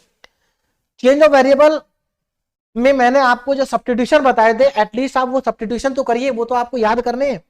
तो क्या क्या सब्स्टिट्यूशन होंगे, x की जगह पर r sin theta cos phi, y की जगह पर r sin theta sin phi, z की जगह पर r cos थीटा, और dv की जगह पर r square sin theta dr d theta और d फाई। तो तुरंत यहां पर देखो, जैसे ये yz आया और यहां पर dv आया, तो ये तुरंत आपको पता चल जाना चाहिए कि यहां पर हमें स्फेरिकल कोऑर्डिनेट में कन्वर्ट करना पड़ेगा अगर यहां स्फीयर गिवन है। कब कब कन्वर्ट करेंगे, अगर आपको स्फीयर गिवन है, हेमिस्फीयर गिवन है और ऑक्टेंट गिवन है, तीनों के केस में। चलिए अब लिमिट की बात कर लेते हैं। तो लिमिट देखिए, मैंने आपको वहां पर 3 तरह की लिमिट बताई थी। स्फीयर की लिमिट अलग होती है, हेमिस्फीयर की अलग होती है, ऑक्टेंट की अलग होती है ना। देखिए आर जो है वो 0 से लेके कहां तक वेरी करता है, जो भी रेडियस आपको गिवन हो। यहां पर रेडियस 1 है तो आर 0 से 1 तक वेरी करेगा। थीटा स्फीयर के लिए 0 से π/2 होता है। देखिए आर जो है वो हमेशा सेम रहेगा, चाहे स्फीयर हो, चाहे ऑक्टेंट हो, चाहे हेमिस्फीयर हो। हाँ ये बदल जाता है। स्फीयर के लिए थीटा 0 से π/2 होता है, हेमिस्फीयर के लिए भी 0 से π/2 होता है ना, और ऑक्टेंट के लिए 0 से π/2। एक मिनट, यहां पर चलिए पाई तो 0 से 2 पाई है, यहां कोई प्रॉब्लम नहीं है। लेकिन जो हमारा थीटा है, ये क्या था, स्फीयर था ना, हाँ नहीं सॉरी, यहां पर देखो एक्चुअल में जो स्फीयर है ना, वो हमें एक्स वाई प्लेन के ऊपर लेना है। यानी कि स्फीयर जब एक्स वाई प्लेन के ऊपर लेंगे तो हेमिस्फीयर ही तो बचेगा, ऊपर वाला पार्ट। हाँ अब ठीक है, मैं एक्चुअली स्फीयर समझ रहा था, ये हेमिस्फीयर है। तो हेमिस्फीयर के लिए थीटा 0 से π/2 होता है और स्फीयर के लिए होता है 0 से पाई। तो यहां पर लिमिट 0 से π/2 ही रहेगी। चलिए तो हमें लिमिट भी पता चल गई। ये सारे सब्स्टिट्यूशन आप यहां पर कर देंगे, इसके बाद आप इसको इंटीग्रेट करेंगे, है ना। तो ये इंटीग्रेशन हम पहले भी कर चुके हैं, किसमें, मल्टीपल इंटीग्रेशन में। तो आपको ये सब करने के बाद वैल्यू मिल जाएगी π/12 इंटीग्रेशन के बाद। ठीक है, अब आप ये जाइए, ऐसा ही एक क्वेश्चन ये है, ये ऑक्टेंट है। पूरा क्वेश्चन एज इट इज है, बस ऑक्टेंट होने की वजह से लिमिट थोड़ा सा चेंज होंगी। थीटा तो π/2 से 0 से π/2 रहेगा और फाई भी 0 से π/2 हो जाएगा, और जो आर है वो 0 से a हो जाएगा, क्योंकि यहां पर रेडियस a दे रखा है। बाकी एज इट इज क्वेश्चन है। आगे देखें next question, verify divergence theorem. अब यहां पर आपको एफ वेक्टर दे रखा है, taken over the surface of the sphere. ये स्फीयर का सरफेस है। अगेन सेम क्वेश्चन है, यहां पर कंप्लीट स्फीयर है, तो यहां पर सब कुछ वैसा ही है, बस यहां पर लिमिट क्या हो जाएगी, 0 से a, और थीटा हो जाएगा 0 से पाई, और फाई हो जाएगा 0 से 2 पाई। आगे चलते हैं। Now use divergence theorem to evaluate the surface integral where s is the portion of the plane. देखिए यहां पर अगेन हमें डाइवर्जेंस थ्योरम का यूज करके इसको इवैल्यूएट करना है। और यहां पर जो s है, s क्या है, s is the portion of the plane, इस प्लेन का पोर्शन है। तो कुछ नहीं करना, सेम है, बस इस प्लेन की हेल्प से हम लिमिट, देखिए स्टार्टिंग का पोर्शन सेम है, ये आपके पास एफ वेक्टर है, इसका आप डाइवर्जेंस निकाल देंगे तो इसका डाइवर्जेंस आ जाएगा 3। फिर हम गॉस डाइवर्जेंस थ्योरम का यूज करेंगे, यहां पर आप इसकी जगह वैल्यू पुट कर देंगे इसकी 3, ये 3 आ जाएगी, 3 बाहर आ जाएगा, उधर आ जाएगा आपके पास v। अब यहां पर जरा ध्यान देना, एक और इंपॉर्टेंट बात, dv का वॉल्यूम अगर आप v लिखते हैं तो ये 3v हो जाएगा, कितना आ जाएगा, 3v। लेकिन इस केस में क्या करना पड़ेगा, एक्चुअल में ये जो प्लेन है, ये एक्स वाई जेड एक्सिस को कहीं ना कहीं कट कर रहा हो। यहां पर एक्चुअल में ऑक्टाहेड्रन बनेगा, क्या बनेगा, ऑक्टाहेड्रन। और ऑक्टाहेड्रन के एरिया का, वॉल्यूम का आपको फॉर्मूला लगाना पड़ेगा, तो ये थोड़ा सा डिफिकल्ट हो जाएगा, क्योंकि ऑक्टाहेड्रन का वॉल्यूम सबको याद नहीं रहता है। तो यहां पर एक और तरीका भी है, क्या तरीका, जो मैंने किया है, यहां पर आप क्या करेंगे, लिमिट लगाएंगे। कैसे लिमिट लगाएंगे, पहले आप देखिए यहां पर आप जेड की वैल्यू निकालिए, जेड कितना आ जाएगा, 6 - 2y - 2y, 6 - x - 2y आ जाएगी। तो जेड की लिमिट, देखिए जेड की लिमिट कहां से कहां तक वेरी करेगी, जेड की वैल्यू निकालिए 0 से लेकर के यहां तक। और ये अपर लिमिट कैसे आई, अपर लिमिट आपकी आएगी यहां से, जेड कहां से कहां तक वेरी करेगा, 0 से कहां तक, जेड की वैल्यू निकाल लीजिए, इसको उधर ले जाइए, 3 नीचे आ जाएगा। फिर आप वाई की वैल्यू निकालिए, जब आप वाई की वैल्यू निकालेंगे तो जेड को कंसीडर नहीं करेंगे, ठीक है ना, तो आपकी वाई की वैल्यू क्या आ जाएगी, 0 से लेके 6 माइनस एक्स अपॉन 2 आ जाएगी। तो यानी कि आप प्लेन से लिमिट निकाल लेंगे, ये तीनों लिमिट आ गई, फिर आप इसको इंटीग्रेट कर देंगे, इंटीग्रेट करने के बाद आपके पास आंसर आ जाएगा 18। कितना आंसर आ जाएगा, 18। तो इस क्वेश्चन को दो तरीके से कर सकते थे, तो मैंने लिमिट लगा के कराया। तो ये जो आपको प्लेन दे रखा ना, इससे आपकी लिमिट निकल जाएंगी, क्या निकल जाएंगी, लिमिट, है ना। बाकी अगर और डिटेल में आपको समझना है तो आराम से आप डिटेल लेक्चर एक बार देखिए ध्यान से, क्योंकि देखिए बहुत ज्यादा इंपॉर्टेंट है डाइवर्जेंस थ्योरम, इसका क्वेश्चन एकेटीयू में आने के चांसेस पूरे पूरे हैं। नेक्स्ट क्वेश्चन बहुत इंपॉर्टेंट है, verify divergence theorem taken over the cube bounded by the plane. देखो ये प्लेन है, यानी कि यहां पर आपको फिर से क्यूब बनाना है, और ये cube x equal to 0, y equal to 0 और z इक्वल टू 0 है, यानी कि सिमिलर क्यूब बनेगा जैसा हमने स्टोक्स थ्योरम में बनाया था। बस यहां पर वहां पर x की वैल्यू और y की वैल्यू और z की वैल्यू 2 2 थी, यहां पर 1 1 है, ठीक है ना, बाकी सिमिलर है। तो देखो ये वैसा ही क्यूब बन गया, सेम क्यूब बनेगा। उसके बाद आपको क्या करना है, इसको वेरीफाई करना है। तो एक पार्ट तो इसका वैसे ही होगा जैसा स्टोक्स थ्योरम में हुआ था, है ना, सिमिलर उसी के जैसा होगा। तो जो आपकी डाइवर्जेंस थ्योरम है, पहले आपने एफ फैक्टर लिखा, इसका डाइवर्जेंस निकाला, तो डाइवर्जेंस आपके पास आ गया, ये आपके पास वॉल्यूम इंटीग्रल। अब यहां पर देखो पहले क्या कर रहे हैं, डाइवर्जेंस थ्योरम की राइट साइड को कैलकुलेट किया मैंने, जो कि हमारी आ गई 3/2। कितनी आ गई, 3/2।